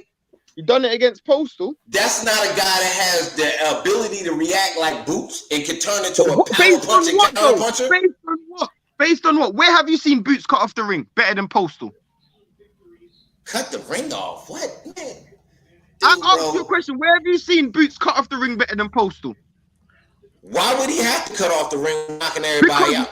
if Terence Crawford is going to use those same tactics where he's going to run around the ring, you have to cut off the ring. So therefore, where have you seen Boots cut off the ring better than Postal? Where has he had to? He's But going to last have night, to in that fight. He's last going to night. have to do it in But that fight. running, He's going but to have my to do it in point that is, fight. when you say cutting off the ring, is Terence Crawford just using the outside of the ring and not engaging? If you engage with a jab, that automatically opens you up to be counterpunched. So a dude like Boots necessarily has to consistently stay in front of you. He can wait for his openings and power punch somebody that is eventually going to lead themselves to detriment with that style. That's staying outside, and that's not in no fight. At that element, at that stage, we talking about WBO world champion leading to undisputed, blah blah blah. You can't win no fight like that. I don't see Crawford not engaging Boots, being mano a mano, cutting a line in the sand. Dude wasn't trying to win last night. So that running is all criticizing this dude for, he didn't cut off the ring. He didn't cut off the ring. This fucking dude ain't even trying to ring. So why would I waste the energy of trying to cut the fucking ring off when if I cut the ring off, he's still going to be shelled up. It's going to be me being working overtime to get a knockout to appease people. Jeff, can I ask you a question? Second of all, I don't have no rounds under me. So now I'm getting rounds under me. Now y'all saying he can't cut off the ring. It's just you're going to have always something to say. Jeff, And that's what happens when you're the best. Shane, before you ask the question, let me run through these comments real quick because I'm like hella far behind with that. And then I'll answer the question. 25 Ty Bone, what's going on with you, bro? He said, good win for Tank, but it looks bad that everyone he fights has to move up and wait to fight him. Valid. I've said that before the pay-per-view, and you want me to pay $100. Valid point. Cool boy, big shout out to you, bro. He said the Roy Jones and Boost comparisons got to stop. Roy was a 2-division unified champ who beat Hopkins and Tony and was considered by many pound for pound number 1 at 25. Boost is 25, going the distance with Karen. That's funny. Please let me ask the question before you go. I really want to ask the question. Go ahead. Continue the comments. Okay. Cool boy, to respond to that very, very, very quick. The people that I know that compares him to Roy Jones is only physical gifts, not accomplishments. Accolades. Right, not accolades. Cool boy, Virgil Ortiz stops Karen in 6. I'm not sure about that. I'm not sure about that. I'm not sure about that. 25 Ty Bone, Karen is a cheater. I don't know why, but maybe he feel all that running was cheating, but exactly, you're not engaging. Yeah, Boots is 25, Bud is 35. That fight will never happen. I don't know. Boots said he didn't want to go 12 rounds. Yeah, he didn't want to go 12. He didn't want to go 12. Cool boy, he said you don't get paid for OT. I don't believe Boots wanted to go 12 rounds. That's crazy, man. The Boots supporters are doing damage control today. It's not damage control. What I'm saying is he went some rounds that y'all believe. Do we have? We haven't seen it. We haven't seen it. Now he's done that. Now you're criticizing the ending result of him going those rounds. That's not his fault. If your opponent, that's like going dancing in a brawl, keep stepping on your shoes. You're not having a good night out on the dance floor. This is basically what happened. You still went dancing. You accomplished what you went to go do. It just wasn't a great night of dancing because you kept stepping on your feet. You know what? I actually like that analogy, but I want to ask a question. Okay, I'm gonna stop right there. Shane, go, and then I'll start. So this is the question: in Wilder's career, following Wilder's career, before the Fury first fight, Wilder hadn't fought any movers. Would you agree in that? Agreed. The only mover you can say and I wouldn't even say Ortiz was a mover. Ortiz didn't run. He didn't fight any mover. He fought Fury, and in the first fight, we can all agree that Fury did not engage. He ran around the ring for the most part, dancing, arms behind his back, all of the braggadocious stuff, all of that things. There was Right. no engaging, and for the most part, he was winning rounds. Right. Wilder did not learn the skills in his pre-fight to learn how to cut off the ring. He didn't learn those skills. Those skills were something that he didn't learn because of the preparation to that fight. Fury ran the whole fight. And if it wasn't for those knockdowns, Fury would have won that fight catastrophically. So the reason why I say that to say this. Mhm. Boots is in a similar situation. Someone has now decided to run. We can easily say, cool, I am not going to engage with this dude. But if you're not going to engage with this dude, when are you going to decide to learn the lesson of how to cut off the ring? When are you going to decide to learn that lesson? Because if you're not going to learn the lesson whilst you're in fight, when are you going to learn? That's the question I want to know, Jeff. Answer me that question.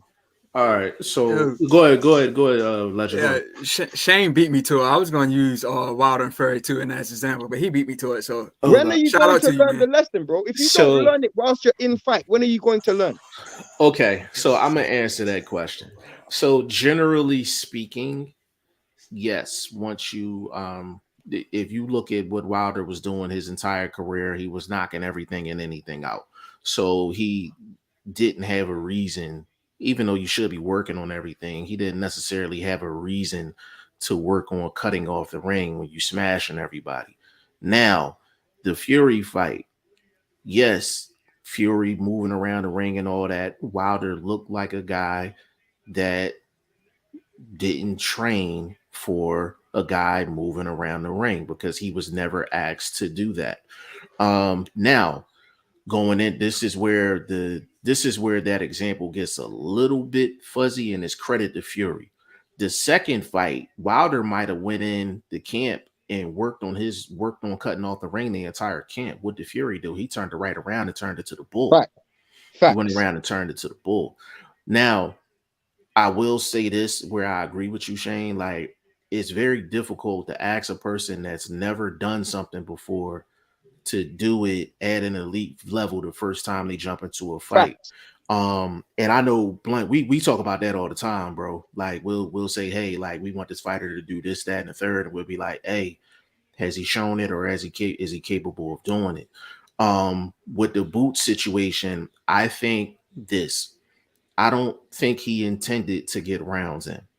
What I think happened, I think Boots adjusted to what was in front of him on the fly. Even watching tape, I didn't see this dude moving like this. So I was caught by surprise. I'm pretty sure, and Bosey and them, is they watch film, they're pretty prepared. Bosey, you get Bosey in an interview, he'll probably tell you we wasn't expecting all of that movement. But credit to Boots, he made the adjustments that he made. But at the same time, Blunt, to go to your point, to credit your point, if you're saying he's the best fighter on the planet, every you become the best fighter on the planet, and you remain the best fighter on the planet by working on your weaknesses or working on something that you need, that you're not A++ on. So even if he was playing with his food like you believe, even if he was playing with his food, Bosey's gonna have that man in the gym working on cutting off that ring. His dad is gonna say that. All I can say is to cap it where y'all, so to give y'all a certain element of understanding of where you guys is coming from. If you look at old school video games and they give you the breakdown of them dudes, the best dude is always 99.9. So that's Boots. Even the best is not perfect. So here you go. Now all of y'all keep it now. And it's understandable tweets. There you go. But 10%. I'm not taking anything away from. I actually think Boots fans are doing Boots a disservice, because I actually think Boots should look at that, like Blunt, like Jeff said, and go, "This is something I have to learn in camp. I have to go." I'm smart enough to say that and agree with y'all that y'all. No, I'm not talking about you. Yeah, you're not talking about you, bro. I'm not talking about you. There's a lot of Boots fans who just be like, "Oh, that dude didn't want to engage, so it's fine. Forget that." But you actually should look within yourself and say, you know what? Let me work on this part of my game. I got the win. Yes, let's keep it moving, but let's work on this element of my I game. I know for a fact Bosie's going to do that. A you lot know of the boot fans are just going to a dismiss it. Shane, you know the great thing about Boozy? The great thing about Boozy is he knows. Now I haven't talked to him personally, but I am gonna read. And Shane, I don't usually be reaching out to guys in that camp. You know what I'm saying, for obvious reasons. You know what I'm saying? But I will reach out to Boozy this week and see if I can get him on camera. The thing about that fight is, Spence is not doing that. He's not gonna have to go find Spence. Nope. Spence gonna be right in the living room waiting for him. You understand what I'm saying? So he don't have to worry about that with a Spence fight. Now, Of Ortiz. Knocked out. or Virgil Knocked Ortiz. out. Both of them get knocked But listen, out. and that's fine. That's fine. If you feel like that's gonna happen, that's cool. I have no problem with that at all. And it may happen. It's inevitable. I'm cool with that. Now, the one person that he has to worry about with a scenario like this, and this is hypothetical because I don't think the fight's gonna happen. In a Bud fight, if you ask who out of the top 5 has the ability to move and get their offense off, it is Bud Crawford. It is Bud Crawford. Now, and that with motherfucker, hold on, bro. Let me 35 going finish. on 42. Let me finish. Let me finish. I got you. Bozy is going to prepare Boots for if he had to fight Bud and Bud is moving like that, Boots is going to be 10 times more prepared. Fact. Because he's working on the craft. He's working on the craft. He's working on the craft. If Boots he's needed already a fight like that yesterday. he needed a fight like a that. fight He like needed that, a bro. fight like that. I'm saluting him. I'm saluting I him. say He y'all needed said a fight that like earlier. I said that. Y'all say he needed the rounds. He got the rounds. So now if Blood applies that same thing with a sense of some offense, I'm telling you, Bud's still going to open himself up to accept a younger, more You could be right, bro. explosive. Hold up, let me finish. A younger, more explosive fighter than a Victor Postal, than a older Sean Porter. I can't keep saying. And he's got a 10-year age gap. We ain't talking a 2-year age gap. 10 years, and the ability to keep soaking game. He'll dominate Bud Crawford, bro. He'll dominate Spence because Spence don't have the defensive understanding to be able to deal with that power consistently. At some point, he gonna want to return power, and he gonna open himself up. I ain't saying that you're wrong, bro. I'm not saying that you're wrong. I just feel like what that fight was yesterday was everybody saw before the fight Beyonce as this beautiful woman. Yesterday, the wig fell off. That's all it was. The wig fell off. We saw some flaws. That's all it was, bro. We saw that's some too flaws. far. You going too far with the wig falling off shit, bro. Again, that's disrespectful, bro. That's disrespectful, bro. A vlog. The one thing that I will say is the the Bud fans, the Spence fans that has really come out and really came at Boots. I can't even knock it because there's a lot of guys that feel the same way you do. There's a lot of people that say that Boots. Hold on. Let me land, bro. Let me land. There's a lot of people that feel the way you do, and you're saying he's the best fighter on the planet. Any heavy Boots fan is going to talk exactly the way you're talking. So people that aren't on Boots like that, or they don't have the insight that we have in the sport of boxing, and they haven't been exposed to Boots like that. Boots is 29-0. No, he's at 30-0, right? 30-0 now. So he's 30-0 now, right? You got to ask the common fan how many actual fights have they watched of Boots. It's probably no more than 5. They probably watched the Clayton fight. They probably watched the Lipinets fight. They probably watched the Delorme fight. They probably watched the fight last night and probably one other fight. That one last night was the only fight they've seen him really go any significant rounds.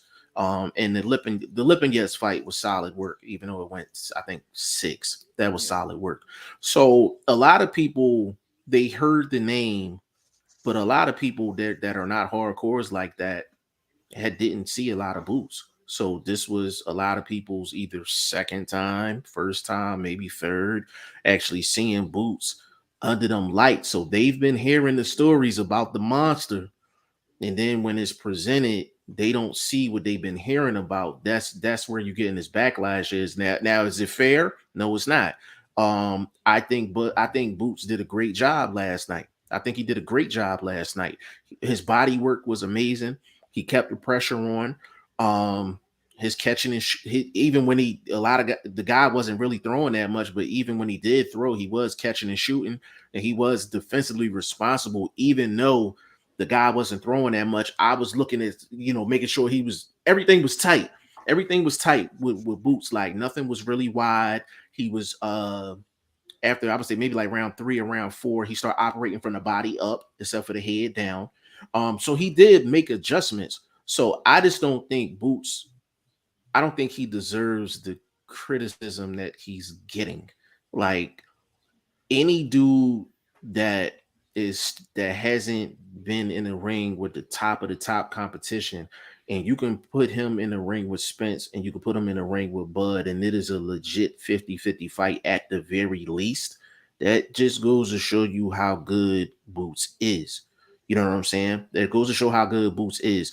He's not going to get another opponent to where he's going to test out all of these cutting off the ring and all of that. He's either going to be fighting for a vacant title or he's going to see Spence. One of those two scenarios. I don't see a scenario where he fights Bud. So I was like, the conversation was cool, you know what I'm saying? But I don't see Bud taking that fight. And to be honest with you, in terms of rankings and things like that, he doesn't have to. Boots is ranked high on Spence side of the street, not Bud's side of the street. So that's something that Spence going to have to do. And Spence is not moving anywhere. He's going to be right in the middle of that ring. That's going to be a phone booth fight. But even if Boots fights Spence, Vlog, I think you can even agree with this, bro. It's best for Boots to not stand there with Spence. It's going to be best for Boots to give Spence angles and get him off of his straight up and down line. And he can really get his shots off without putting himself in heavy danger. So even when he fights Spence, he's going to have to display that footwork that we know that he has to keep his offense going, but then also keep himself off the line as well. So like I said, I like Boots in the fight with Spence. You know what I'm saying? Anybody that's just gonna stand there with Boots, he got enough angles and enough speed and enough ability to beat a guy like that. Even a guy as good as Spence is, he's gonna if he's turning Spence, he should win that fight with no problem.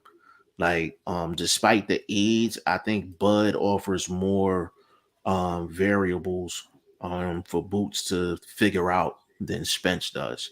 But Boots still that dude. I don't think he deserves all the criticism that he's getting. Like bottom line, I don't think he deserves it at all, bro. Hey, I think people were expecting him to be like, how Porter was with Thurman. When Thurman was doing all that running, Porter was running after him, pushing him on the ropes, going. Yeah, I guess people expected him to be like that. Yeah, the thing that's crazy, bro. Like it's and people, I think people don't understand the art of cutting off the ring. People think, oh well, you gotta make him stop moving. It's bigger. It's bigger than that. And this is where I'm like, yes, this is something that Bosey is going to tell Boots he need to work on just to give him something to do. Can I say something? I mean, does this guy that y'all say he should be doing that against, is he the guy to expend that kind of energy on? And we say he doesn't have it. How do we know he doesn't have it? Because there's not a guy in front of him that you expend that type of energy on. To me, you enjoy yourself under the lights instead of dipping across the ring, 2-foot sliding. Go walk over there and land your body shots. He gonna run again. Gonna keep walking him down. There's no reason to do these extra things to show. That's like, okay, you let's just say you Alabama and you playing Pine Bluff. You're not gonna open up the playbook on Pine Bluff and then you showing Auburn your whole playbook. I'm not gonna do that. But Vlog, this is where I have an issue. You say something like that, but then you say he's the best fighter on the planet. My thing is, when you think somebody's the best fighter on the planet, you hold them to a certain standard. It don't matter who they in the I ring don't with. expect them. I don't expect them to let's say, continuously not allow themselves the time to shine. If you mop sticking people in 90 seconds, the Mike Tyson thing don't seem to be working for you. Let's just say that. So now you got some lights. Now you on the carpet. Let's take a little bit of time. Let's turn around for each camera. Let's pose. I'm just saying, the different mindset you got to think about. But bro, this was his first pay-per-view. You told me earlier. You told me earlier today when you under them lights, you brand new under these lights, you want to impress. But you he's not technically brand new under the lights. He's getting. Yes, he is. It's his first pay-per-view, bro. It's his first pay-per-view, and he's never headlined. He's never headlined a major card. So this was his first time under the lights, bro. So now these are next level lights. Then I want to enjoy the glow. I want to enjoy the atmosphere. I'm here. I'm cooking. Have no damage going on. There's no danger.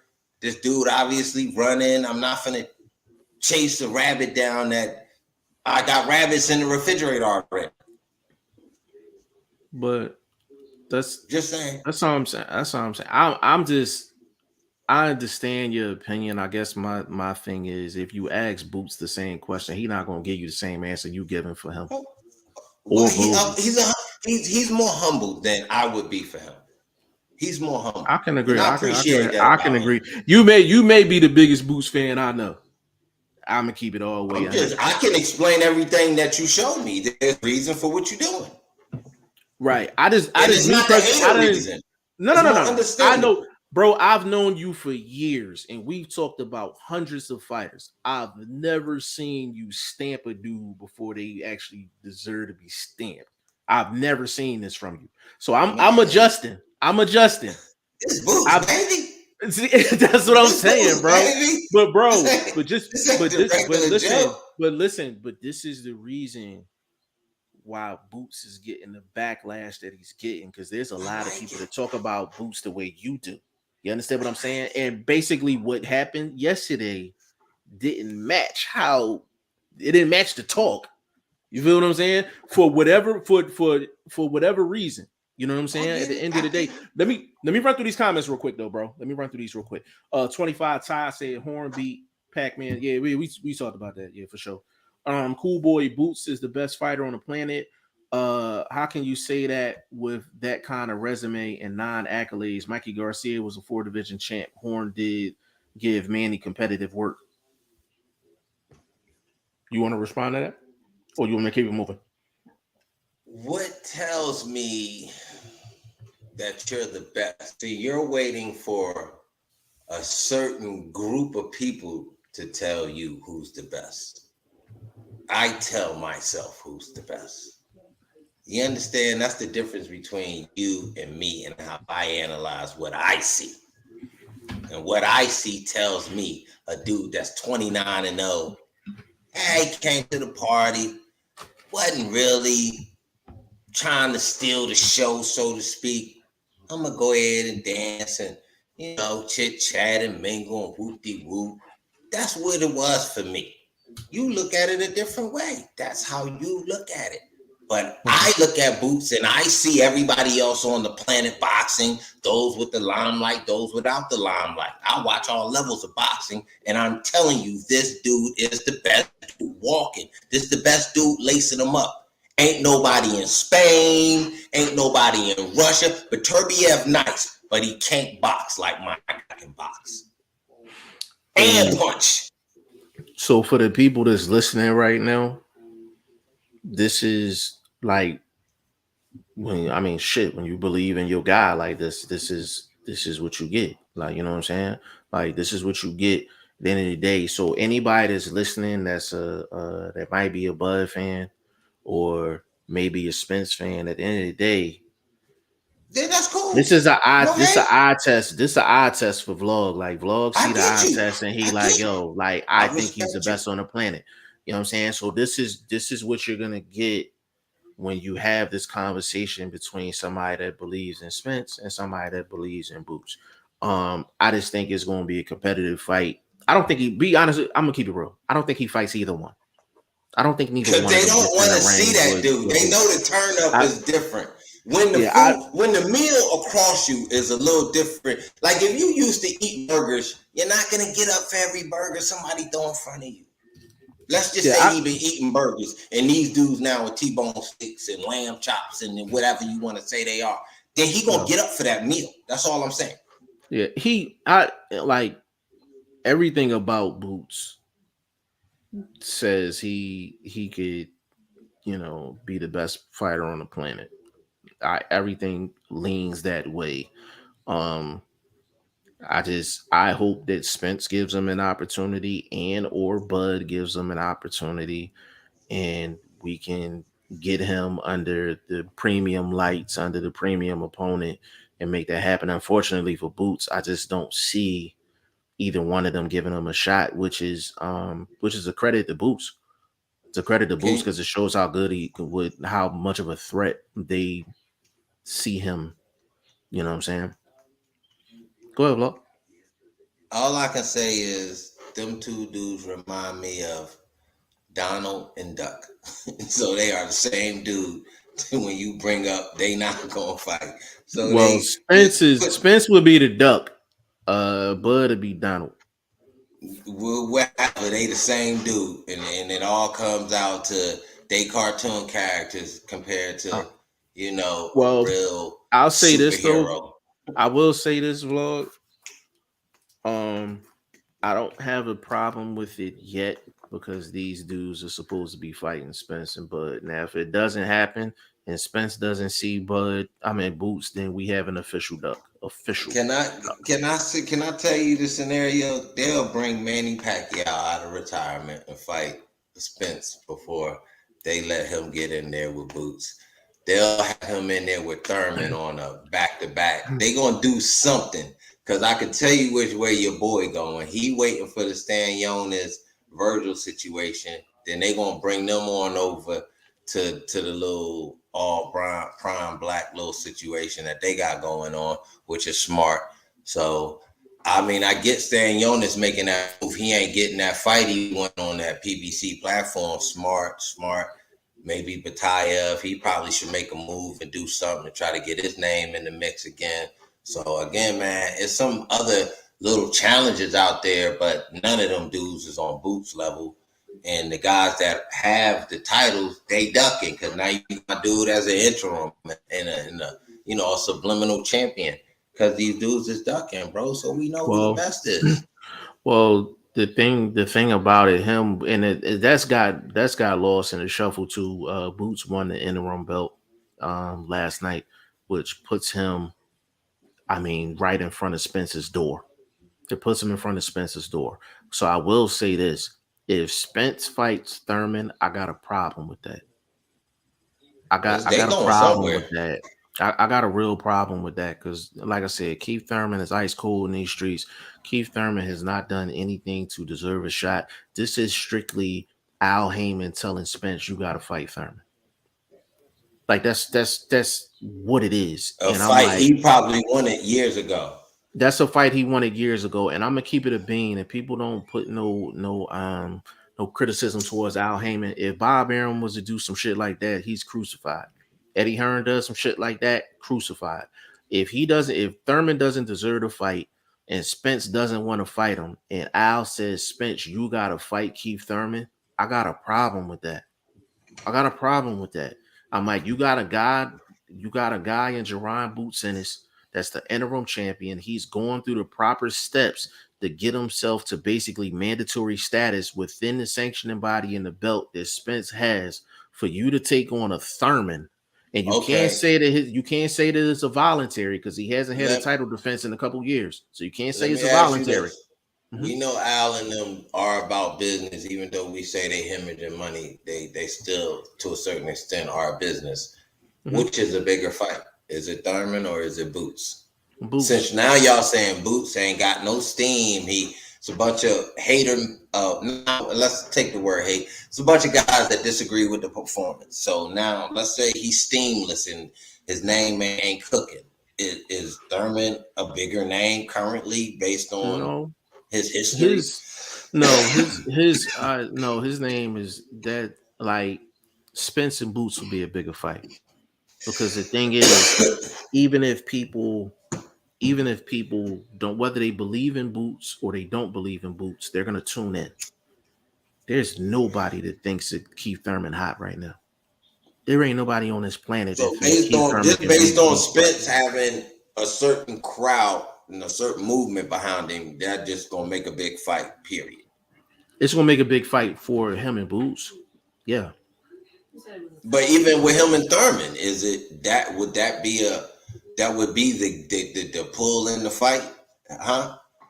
Legend, in your estimation, what's the draw in that Thurman Spence fight? Is it just that Spence is in the ring, or is it because he's finally fighting Thurman? Like, what's the draw? Man, like Jeff said, man, like Thurman, to me, Thurman don't deserve a shot at Spence, man. Like, he did move up. Barrios moved up the weight to fight him, right? And he did look good against Barrios, but like, he just had, to me, he just been too many, the inactivity, the injuries, man. I don't want to see, that fight. But I'll say this: if Thurman was fighting Boots, if that was Thurman yesterday fighting Boots, he would, and Thurman was doing a lot of running like that, he would definitely been throwing back, though. The other dude wasn't really throwing, so I would say if Thurman was doing that running, Boots would have had a tougher time. Maybe not a tougher time, because Thurman's gonna have offense. You know what I mean? If he's running, he's gonna have offense when he's running. So yeah, that dude ran with a high guard too, bro. Like, yeah, that's not an easy. As soon as Bruce got close, he went high guard, bro. Vlog. The thing about it, like I said, the hardest dude to get up out of there is the dude that don't want to engage. I'm a firm believer in that. Any boxing pundit will tell you that. Like, they're not easy to get up out of there. So the fact that he went 12, I don't want to say Boots is playing with his food, because I don't think he ever showed that he was playing in that fight. Like, I think he really was trying to put a hurting on that dude. It's a hard out. Like, it's a hard out, and I get it. Like, I get it at the end of the day. To be honest with you, I know I said certain guys might get him up out of there in 6. To be completely honest, I was kind of just bullshitting. Like, Spence could go major rounds with that dude just off the fact that he got to track him down and he's not trying to engage. Any fighter will have difficulty fighting a style like that. At the end of the day, it's still a mental game. It's a mental game. People are not taking the mental part in it. Like, you got to think, if you're Boots, is this guy worth that energy? Am I really trying to cut my night that short? No, but so fast. Let's say, like, I'm coming out trying to get him out in 3. I don't think he had that mindset in the first place. But I think he has that mindset in every fight. I think he has that mindset in everything. Listen, Boots is a killer. Boots is a killer. I know that. Hold on, listen to me. Boots is a killer. It don't matter what's across the ring from him. He's still a killer. Like, even though he went through his process last night, he was still in kill mode. Legend, you were there. Did it look like he was not in kill mode the entire fight? Yeah. He said he was doing what he had to do. Like I said, he just couldn't get the guy in there. Like he said, he wasn't playing though. He wasn't playing. He was doing in there doing what he had to do. That's the aspect that I can't buy. Like, I don't think he was playing with his food, because he looked like he was never playing the entire fight. It's just when you're dealing with a guy that's moving like that and they're not engaging, you really gotta mash on the gas, and you really gotta set something up to get him up out of there. That's a hard guy to deal with. I don't think he was playing with his food at all. I don't think he was playing at all. I think he was really in there, really trying to smoke something. I don't think he was posing for the cameras. I'll tell you that. I don't think he was posing for the cameras. I'm gonna give y'all the nod on the boot situation. I mean, like I said, Cove had off nights. Magic had off nights. But I don't think he had an off. I don't think he. No, I don't think he had an off night. No, it wasn't perfection. Like, I don't let's think just he had an say off night. That's my thing. I don't think he had an off night, vlog. I don't think he had an off night. When you no, dealing with a guy, no, I'm saying as far as the fans, the expectedness of the fans for this shutout, for this KO, for this just super dominate. You know what I mean? Yo, that's the guy. That's the guy. Like we didn't get that from the pundits, obviously, because the conversation started with people dismaying his performance. You see what I'm saying? Shane saying it was about cutting the ring off. Okay. I think they did a great job, bro. I think they did a great job in picking the opponent based off of the tape. The tape made it look like he's just a dude that just circle the ring. He don't do no running or nothing like that. He basically stays in the pocket for everything. Based off the tape, this was a perfect opponent for Boots to look dynamic under the lights. This dude just decided, like, you're not gonna turn me into a meme tonight. Boy, and I think that's what happened. I think that's what happened. Go ahead. His hammock. And I think, and this dude, his team probably, studied Boots heavily. It's like, hey, I'm gonna go in there and put my running shoes on. We need to move. Yeah, I think he worked on this whole camp.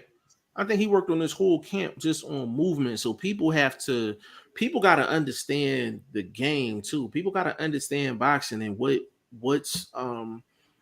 styles are difficult to deal with. You're gonna have guys that's not gonna sit in front of you and be like, hit me. You know what I'm saying? But at the same time, Boots put in the proper amount of body work. Now, people that's saying like, oh, well, he didn't throw enough jabs. When you got a guy that's moving like that, a moving target like that, the majority of shots are gonna be hooks. Even if you got a part of cutting the ring off is having a guy run in the shots too. A lot of people think it's literally like you're standing in a spot and you're making him stop his movement.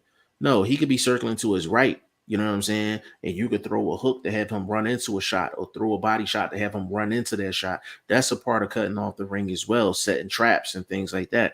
I've seen Boots doing that as well. So I need for people to understand what Boots had in front of him. He had a dude that wasn't trying to win the fight. He was in there trying to survive. That's the hardest guy to get up out of there. It's the hardest guy to get up out of there. I need for people to understand that. Does he need, like, that was excessive moving? Like, I need for people to understand that was excessive moving. Like, that can was I ask this? Was it worth taking points from this dude at some point in the time? Come on. Nah, you can't do that. Yeah, you can't do that. So it's a combat sport. If you're not combating, but you can't take points for not combating. Yes, you can, bro. You're judging the match. Bro, who you talking about? You talking about the judge? You talking about the judge? The judge, the referee could have been like, "Yo, you know what I mean?" That's saying, hold up. I equate that to too much holding. But are you basically? I just want to make sure I'm understanding you right. You're basically saying if a judge had a 10-8 in there, you wouldn't have been mad at it. Is that what you're saying? If I saw a round, if I'm a judge and I really saw a round where I saw a guy that was just running, like, bro, you running. Okay, I might see you're losing points because I've already given you 10 points. Now, if you're doing something that takes away from that automatic 10 points you get, I have to judge that. Running is something I can take points away, like excessive holding. I can take points away for that. I have to judge what you show me. I'm gonna engage you on this one. Legend, before I even get started, it's safe to say the man ran all 12 rounds. Am I correct? Yeah. Okay. So we all agree he ran all 12 rounds, right? So based off that sounds like the most lopsided match in boxing history. It is what it is. Like so he ran all 12 rounds, right? Like, you watch the whole fight. Like, which rounds do you give 10-8 to? Because he ran all 12. That's why I was like, you can't really entertain that. Because you could literally go 10-8 all 12 rounds with your logic. If it was that bad of a running, then run it. He didn't get knocked out, but goddamn, you didn't give me a fight either. So you got knocked out without getting engaging. So what's either or? But that's what I'm saying. If you're gonna go with your line of thinking, you literally got to go 10-8 every single round. If he ran that bad in every single round, yes. Now, if he ran and threw a combination or answered in somewhere in the round or try something different other than go from one corner to the next corner to the next corner to the next corner, I don't know what to say, bro. I don't. Maybe he did. I didn't see the card. I didn't pay for the card. I didn't think it had the value for me, even with Boots on it. And I'm sorry to say that, Mr. Boots. You know, I respect the young buck, but I'm just saying, I gotta keep it solid with you, Aki. I didn't think the card had the value for me. The competition wasn't there. Understood. No, I respect that. I respect that. Let me get in the comments real quick. 25 Ty, man, 4.99 super chat. Appreciate you, bro. He said, how you think a guy that beat 30 tomato cans beat a fighter that beat up top fighters like Bud and Spence? I think Vlog kind of answered that earlier. He basically said his eye test, he believes he's the best fighter on the planet. That's just how he, judges. Hold up. I can respond to that real quick. Okay. It's easy. If I look at what Bud and Spence have done in their victories, decent and respectable. Yes, they are the champions. They are the elite. They are the cream of the crop, and I don't knock that. But I look at what Boots brings to the table, and I say that there are advantages with Boots. There are disadvantages with both these guys. First of all, age. In this sport, youth is king. I'm just saying. The old guys get a little bit more paid. They've been around. Sometimes they're more recognizable. But youth is still king, bro. You know what I mean? You can ask any of the OGs that ain't still in the game. Why? Because they can't hang with these young bucks. Just saying. So Boots got that on his side. He's still growing in knowledge. So he might listen to this and be like, oh, Shane saying something about my cutoff game. He might just start stepping on feet. He might go OG old school boxing on these dudes and show you he got that over the game. I don't know what inspired this dude, but I'm just telling you what he's already shown us can beat what these guys have shown us. And that's what I believe. Okay. That's just me. I'm not saying that it will happen. I doubt we see these fights. Why? Because these dudes don't want to see what I already know. I don't know. That's a fair enough response. 25 Ty, he doesn't know the difference between running and boxing. The guy, if you're talking about the guy from last night, that wasn't boxing. That was survival mode. That was survival mode. Yeah, that was survival mode. That's what I said based on y'all saying Spence, that y'all say Bud can box with the movement. I counter that by saying, with that boxing, is he not opening himself up? Well, yeah, I mean, that's no matter what style you bring in, you opening yourself up. This dude never really allowed for that killer punch. And the timing was off. Let me say this real quick, Vlog. Even if Bud moved a good amount against Postal, it was strategic, number one. And number two, he was setting things up. So even if Bud is moving, he's not moving on the level of this dude. Like that wasn't boxing. Like that was survival mode. I do believe that. 25 said Boots can't beat Thurman. Ooh, at bro, 25. Ooh, bro. You hey, hold on. 25. Hold on.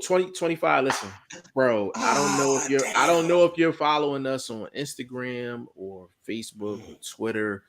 I need a follow from you because you got to answer to that on camera, bro. You got to answer to that on camera.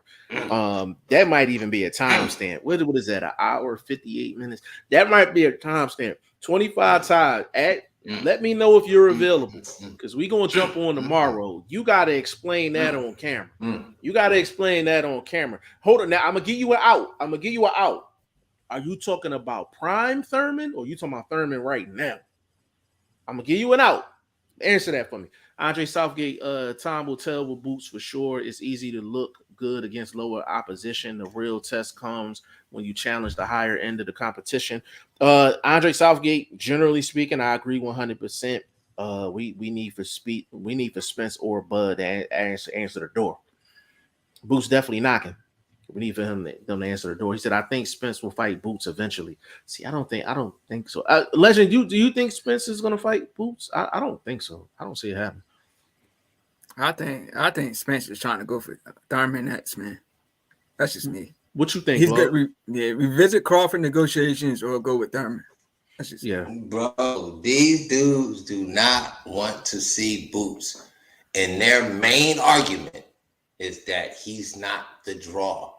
And my argument is his skills present a problem that equates to the value level of the jeopardy that they equate in fighting him.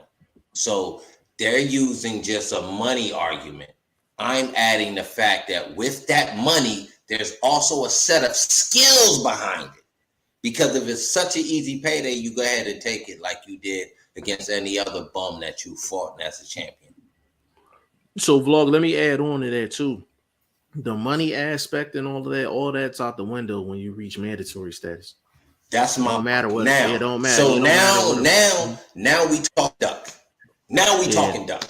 Now we're talking duck status, and this is where you can't say, oh well, Boots don't sell no tickets, Boots don't do this, Boots don't do that. None of that matters. He's the mandatory. Like when Spence fought Carlos Ocampo 4 years ago, he was the mandatory. Ocampo ain't packing his mom's backyard, but he got the shot anyway because he's mandatory, right? When you're the mandatory, none of that money stuff and value and how much you bring to the table, none of that matters. He earned his opportunity to get a shot. Talking duck. These dudes duck mandatories all the time. So we talking duck. Spence hasn't fought one in 4 years. He hasn't fought a mandatory in 4 years. The Ocampo fight is the last mandatory.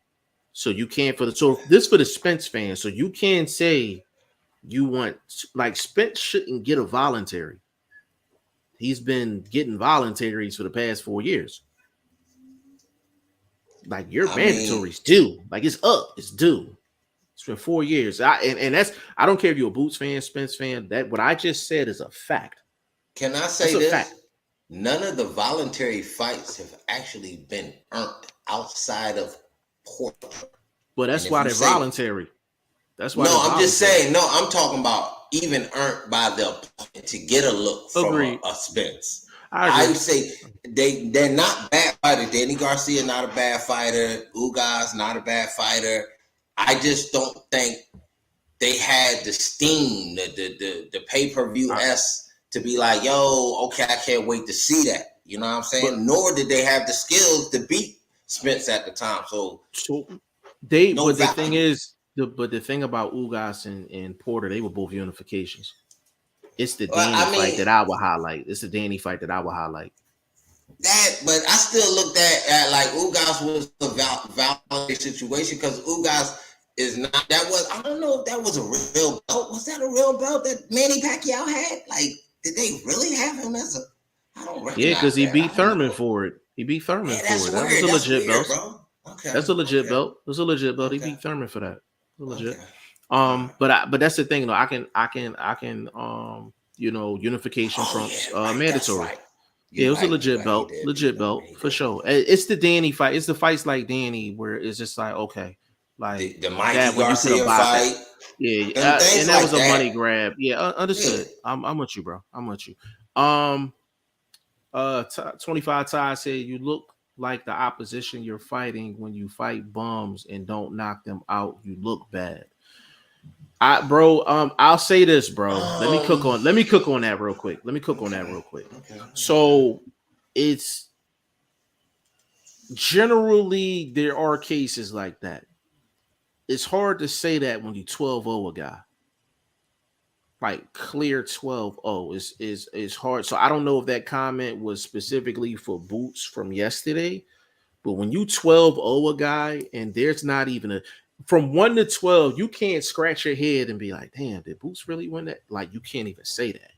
You know what I'm saying? Like, you can't even say that. The next best thing you can do when you fight a guy like that is the 12-0. Legend, am I lying on that? That's the next best thing you could do. If you can't get the knockout, you blow him out. Boots blew him out. Like, you know what I'm saying? It just wasn't what the advertisement said. You know what I say something? I think that comes from the knockout record. That comment kind of comes from that angle, that anticipation of a knockout.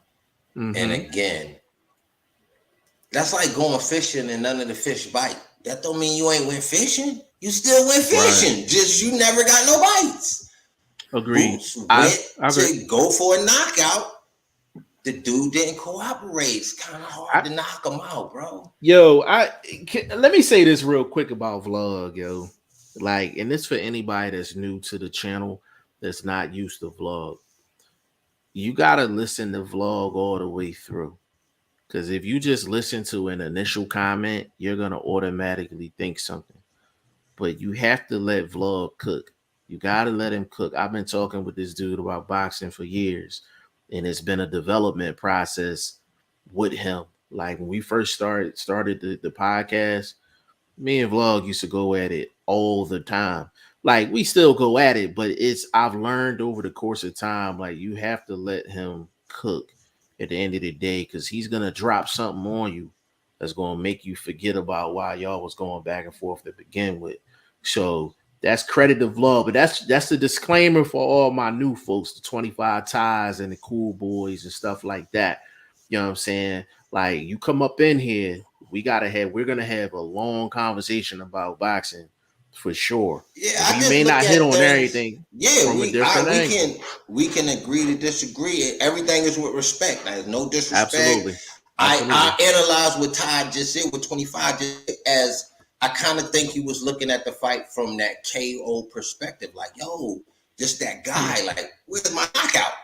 And I can get some frustration. I can get it. But when you got 29 and 27, when you got 29 fights, 29 wins, 27 knockouts, yeah, the advertisement says I'm gonna knock you into the third row. That's what the advertisement says. So when you don't see that, and this is where as a boxing fan, this is where you make that turn from a boxing fan to a boxing, pundit, aficionado, hardcore.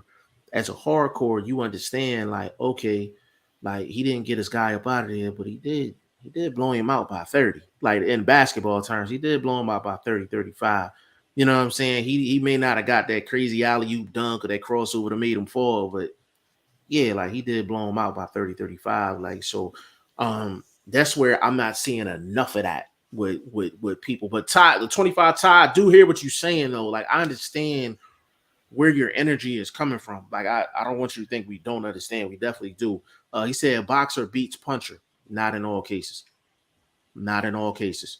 Now, if you're talking just a puncher with no boxing skills, then you see more so of that. But I'll give you a time 25. Real quick, Vlog. I'll give you a quick example. 25 time.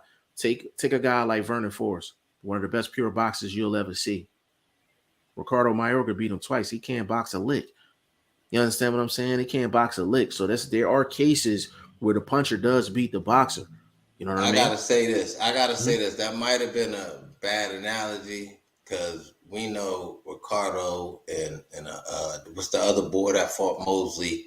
Them dudes wasn't doing the most righteous things in the ring. So I really question any of those. A lot of those dudes' victories, especially when they done got wrangled up in the nonsense. So that being said, though, I understand what your point trying to be made. But just going out to what 25 said, boxer beats puncher. But what if your guy is both? And now you're putting that guy against who we're saying the best are because they have the belts. So basically 25 with Vlog, just to stamp what he's saying.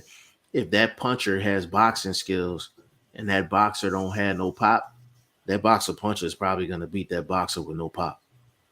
You know what I'm saying? So you got to really. That's a very general statement. Boxer. And hold up, we just saw boxer lose against puncher last night. Villa against Speedy. Facts. So that's not always the case, bro. You can come back with some examples. You know what I'm saying?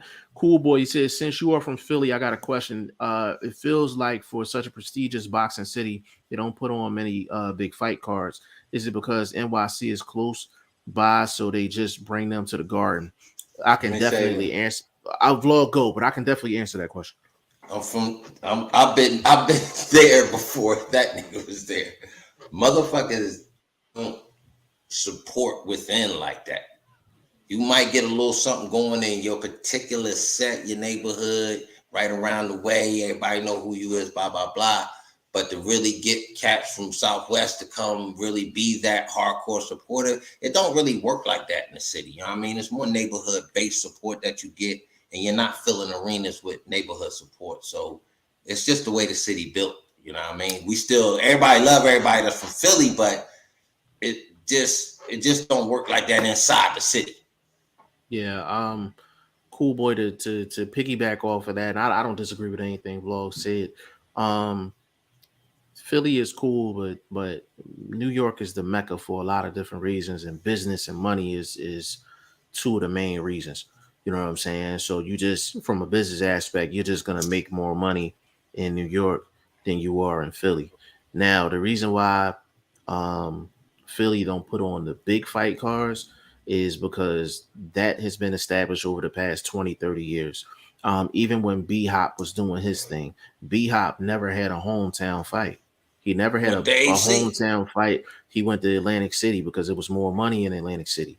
He went to New York because it was more money in New York. So even though Philly is one of the most prestigious boxing cities in the world, from a business standpoint, a lot putting a fight in Philly doesn't make business sense because there's other places where you can go. To be honest with you, a Philly guy could actually fight in DC or probably fight in Baltimore and probably do just as many numbers, if not more.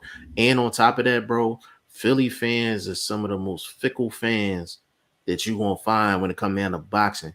They could be a part of Boots' crew, right? They could be a part of Boots' crew, and Boots could tell them, "Yo, I can't get you in the building." That same dude gonna find a fire stick and go watch his own homie fight. Except for paying, there's a lot of support, but it's not a whole lot of people paying like that neither. And the promoters are gonna do what's best for business, not necessarily because it's a prestigious town and they're just gonna put it in the town. Let me tell you how Philly is. I don't know if y'all remember this scenario. It was like the All-Star game back in the day, Lakers and all of that Sixers, the situation, and the girls came out and they was representing Lakers, Sixers, blah, blah, blah. Right. These motherfuckers in the city booed Santa Claus. They booed three of the hottest young little females cracking at the time, Beyonce and them and all of that. But that's how fickle, but yet they support Philly, but don't support everything else that might be good about the city or good going on. Like, how you boo Santa Claus? How you boo Beyonce and them? Like, you know what I mean? Like, the city is fickle, like Jeff said. It's a perfect word for the city, man. We like that from time to time, bro. And I don't know. Yeah. It's a mecca. It's a hella big city. We got historic shit going on in the city. But I don't know why the draw ain't never really been like that, bro. It got to be like I, football, stuff like that. But just yeah, like hardcore homegrown sort of that big draw, it just never been that way, bro. Even back to Frazier and all of them. and Cool Boy, it's the same thing with music. Like you would think Philly would have had a major label. I mean, we talking old school back in the day. They had Philly They went International. everywhere That was else. yeah. They went like Philly. Philly is a prestigious boxing city for the talent. And I'm gonna tell you the last big card that was here in Philly. It was Baturbia Volstic. So people was asking why would they put that in Philly? The thing is, there's a big fan base of people of fan a big fan base with their nationalities that are within the outskirts of Philly, Jersey, New York. I was there. That joint was jam packed, and it wasn't a whole lot of black people in there. I'm gonna keep it all the way solid. The line Lomachenko and Usyk was there doing a meet and greet, autograph meet and greet. The line was wrapped around the arena just for them two, not the fight, just for them two. You know what I'm saying? So it's just Philly. I feel like if Philly is equivalent to kind of like Ohio. Ohio got a great, great boxing, pedigree, very prestigious, but you wouldn't necessarily put a fight on there because the money doesn't go to Ohio. The money doesn't go to Philly like it goes to the next closest big Why city you that why matches the you money. think what's the name ain't never fought Cincinnati? You know what I mean? It's the draw ain't there. You know what I mean? And Hey, Porter's never fought in his hometown. hey, let me ask this though: is it like because Philly don't really have a lot of big arenas either? I mean, like the 2300 is like where most fights are, right? Yeah, that's small. Like that's like Okay. super small. That's like the equivalent to the Blue Horizon back in the day. Yeah, we Um, known for the more just you know what I mean the More tightness, intimate yeah, the settings. intimate Intimate. setting, good word, you know Yeah. what I mean? Just elbow to elbow type. You really feel the fight through the next guy, like, yo, this dude into it. Like that might Yeah. get you going. So you kind of get them kind of vibes in the Philly fight. We ain't never been a big outside Wembley type of stadium sort of Yeah, we ain't fight got it. scene. I ain't never just felt that vibe from the city, man. We Yeah. hardcore. We in the alleyway. We in the Yeah. backyard with it. You know what I mean? Yeah. Cool boy, just to kind of wrap up that question, like the biggest, to my knowledge, I don't think there's ever been a fight at the Wells Fargo Center. I don't think there's ever been a fight at the Wells Fargo Center. Um, the next biggest place for us is probably the Liacouras Center, and that's the arena where Temple plays. So that's where the Vosdick and Beterbiev fight was. That's probably hold about a good about maybe about 7,500, something like that. But it's a nice size arena. You know what I'm saying? It's a solid size arena, but it's not a big arena though. You know what I'm saying? And then after that, it's basically the 2300s and places like that. Those are the three main places, but 2300 is small. That's the small room. You know what I'm saying? Real small. Like that's where Hey, your up and comers come in at. yeah, I heard it. I heard it be hot in there. Bro, Man, it was listen, hot in the bro. horizon, homie. Bro, In the I wintertime, listen, hot in that motherfucker. bro. Philly and circulation shouldn't be in the same Yo, we sentence, own bro. some buildings, bro. We still got radiators and shit like that, bro. Bro, You gotta open two windows on opposite sides to get a cross breeze, motherfucker. yeah, that's a fact. A legend. The thing about it, you usually don't hear about Philly dudes not making weight. We don't have that problem. Like Bozy in his gym ain't got no circulation. Like none of them joints got circulation. Like you got to go outside to get your circulation Bro, like for sure. bro, we used to call Fraser Gym the oven, The bro. oven. We used to call it the oven, bro. It was like bacon grease hot in that motherfucker, homie. I'm telling Yeah, you, I that's lost a some fact. pounds in that bitch. And I wasn't no big dude back in the day as it was. So that Yeah, shit was hella yeah, trip. yeah. Facts. Cool boy said exactly G5. All they say is everybody and their mama is ducking Boots. They even saying sparring partners are ducking them. If you were calling Boots Superman, I don't expect to see Clark Kent. If I I get it, bro. Whoa, hold up. I got response to that one. I like that one. I like that one. Yeah. That was Either cool. way you want to analyze it, they still the same guy. So Clark Kent is not Superman. Superman is Clark Kent. It's the same guy. You just see him in two forms. He's still clean cut, still sharp, still on the job. What you talking about, baby? This Only Boots, baby. only We only got you, vlog pimpin'. We only got you, vlog to give pimpin'. you a response like that. Come on, Only vlog to pimpin'. give I'm you a sharp with it, response like that. mouthpiece. You dig? I'm slicker than a seal in oil, pimp. You dig?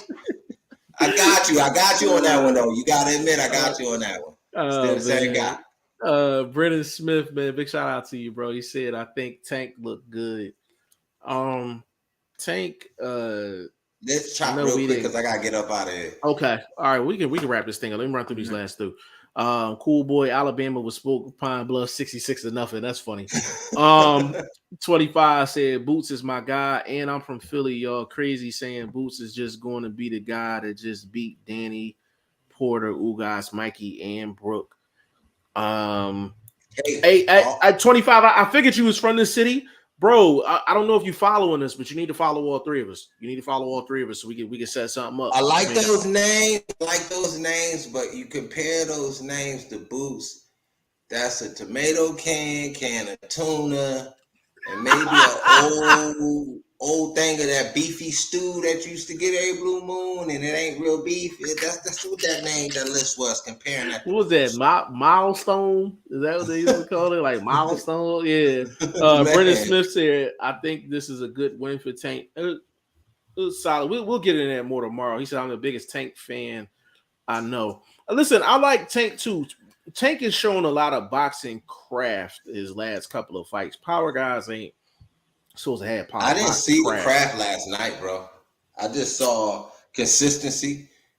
Though he kept throwing the same combination till it worked. That's pretty much really see the breakdown, like how he did with the setup, how he kind of set up Leo, where there was some boxing in it. I thought he just was persistent last night. I agree with that. The one thing that I will say Tank does, he sets traps. He sets traps, and he don't set them. He don't just set them throughout the course. He may set a trap where he might have been setting it up the last 2 rounds. I see what's going on. I see what's going on with Tank. You really breaking down? He's doing a lot of stuff that pure boxers do, and he just got elite level power. I'm a fan of Tank. I'm fucking with Tank. Consistency, and that's good. That's like if you're a come forward guy, you got to consistently come forward. You don't want at one point start going backwards. Now, obviously, you're losing rounds. You're losing the ability to, win a fight if you go in reverse. So Tank, to me, was persistent with the combination that was working until it, obviously turned dude lights out. You know what I'm saying? Yeah. Agreed. I'm going to run through these last few and we up out of here, vlog. Brendan Smith, I saw someone at my gym who watch boxing who knows Tank but don't know Wilder or Fury. That tells me something. That's wow. That's crazy. That's almost unbelievable. Almost. 25 said, "How can I tap into this live? We getting ready to get off this live, but we're gonna be back on tomorrow, man. Follow. We're gonna give up all the Instagrams and all that other good stuff. Tap in with us. Andre Southgate, Tank is a big time puncher. Look forward to see his next fight for sure. 25 said it's bad for Boots because there is no one his age to compare him to, so we can see who's the best. I do agree with that, though. He's kind of in a class of his own in terms of the age and everything else. So I do agree with that. 25 said Thurman is a bigger money fight. Wasn't y'all just screaming Blair? Wasn't y'all just talking about why not take on Blair? Why not Blair? That was the young undefeated cat at the time.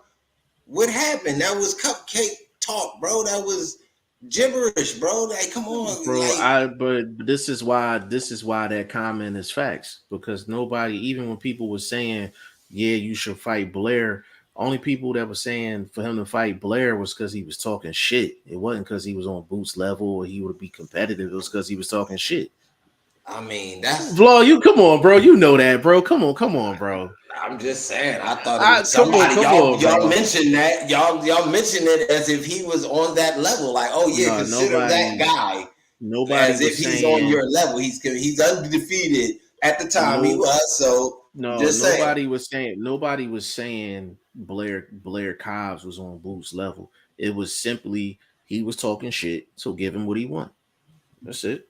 Wasn't nothing else. Okay. Wasn't nothing else. It didn't sound like that. Bro, listen. Blair has never been ranked in the top 25 at any point, even when he was talking this shit. Okay. I mean, the way I was reading it was Bruce had to have something to prove. Blair's that guy to have something to prove against. And, I was on the gram. I was on Twitter. So I was reading I said, that might have been what you was reading. I can't sit up here and say you wasn't reading that. I can't say you wasn't reading that, bro. For sure. 25 said Thurman is a bigger money fight. I will say yes in the sense of more people know Thurman and they got a history, so I can agree with that. Cool boy Virgil is 24. Thank you for answering my question, my dude. Yeah, Virgil is 24, Boots is 25. Both are gonna be linked till they fight or one falls off. If Virgil goes in and KO Stanionis, there'll be questions who is the best young welterweight. Man, Virgil gets pummeled by Boots. Virgil's defense is terrible. Hey, dog, I seen both fight live, man. I seen both fight live. What was your impressions of Virgil? It's good. He's good, man. A lot of power, come forward. So awesome fighter, man. Yeah. No I defense and no foot.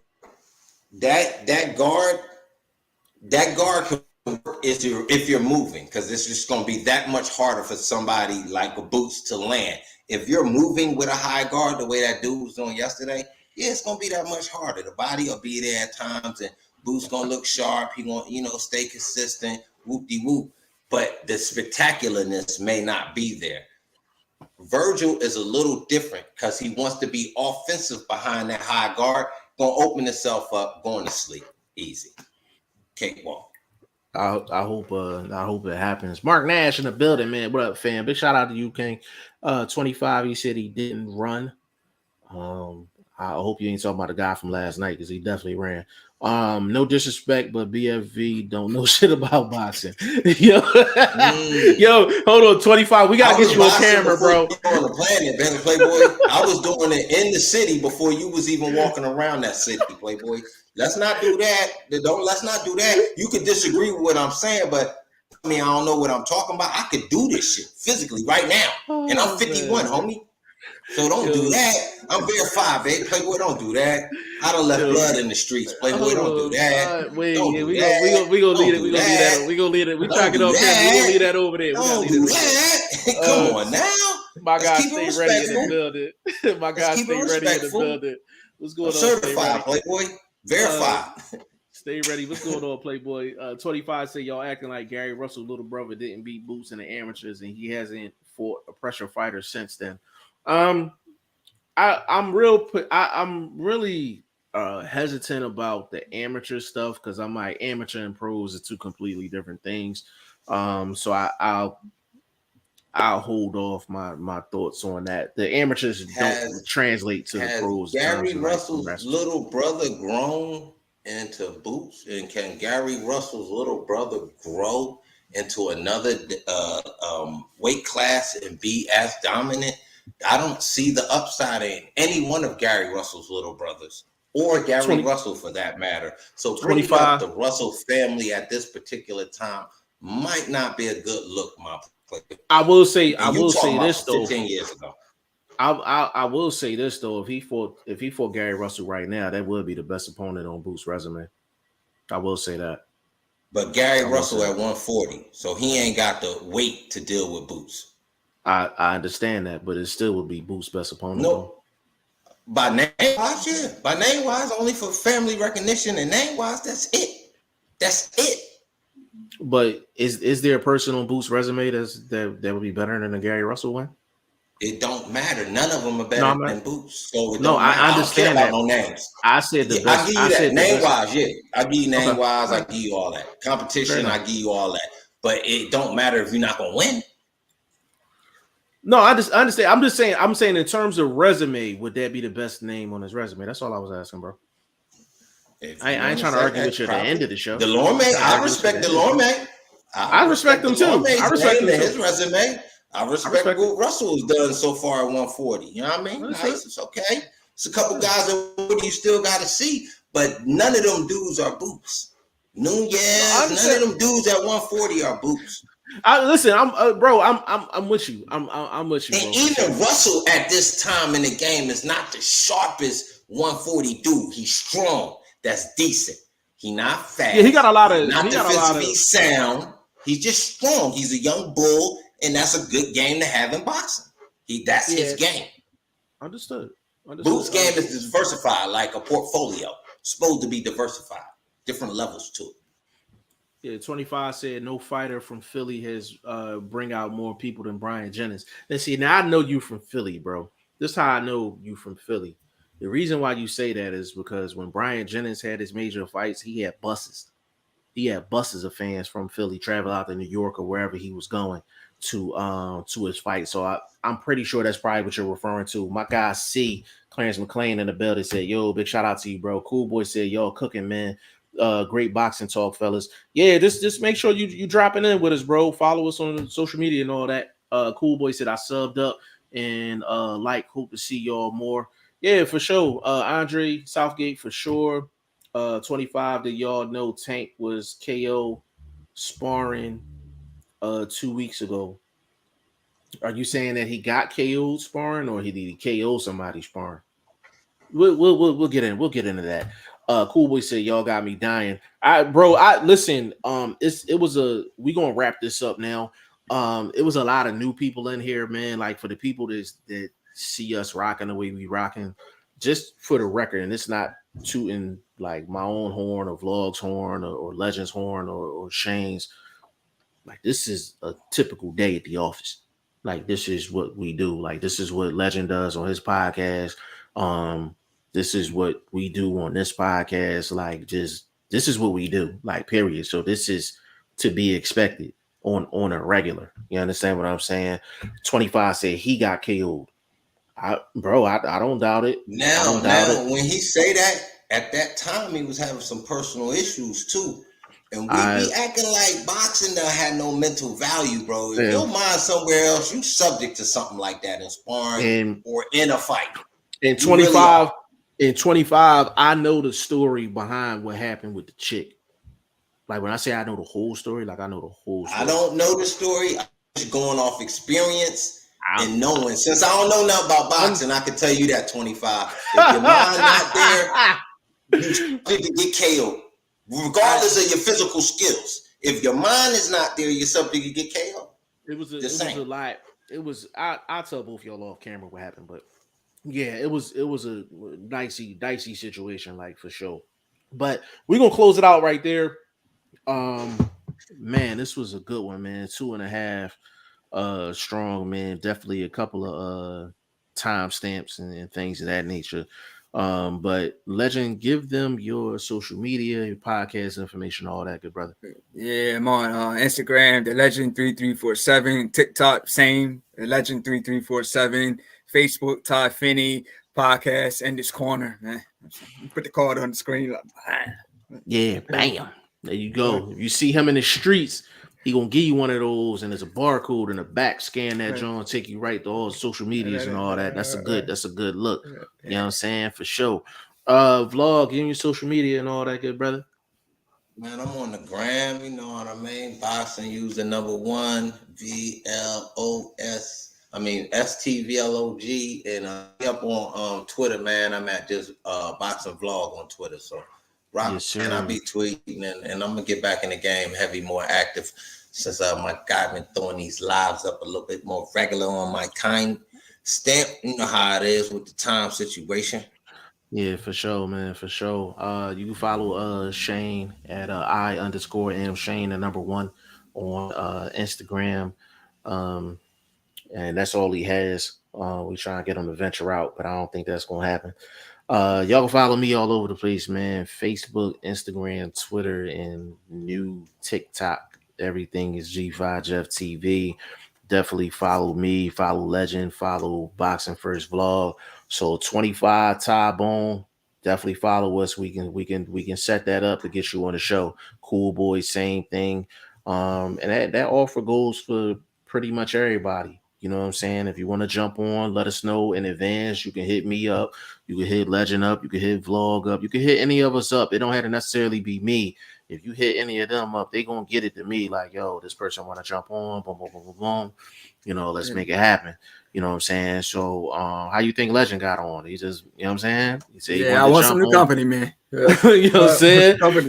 You know what I mean? So that's just how we rolling, man. So on behalf of VP Shane, Ty Finney, aka the Legend, Boxing First Vlog, and your boy G5 Jeff TV, this was a special edition, episode 153, the Goodfellas podcast. We will be back tomorrow to chop this up some more with episode 154. Appreciate y'all. We out.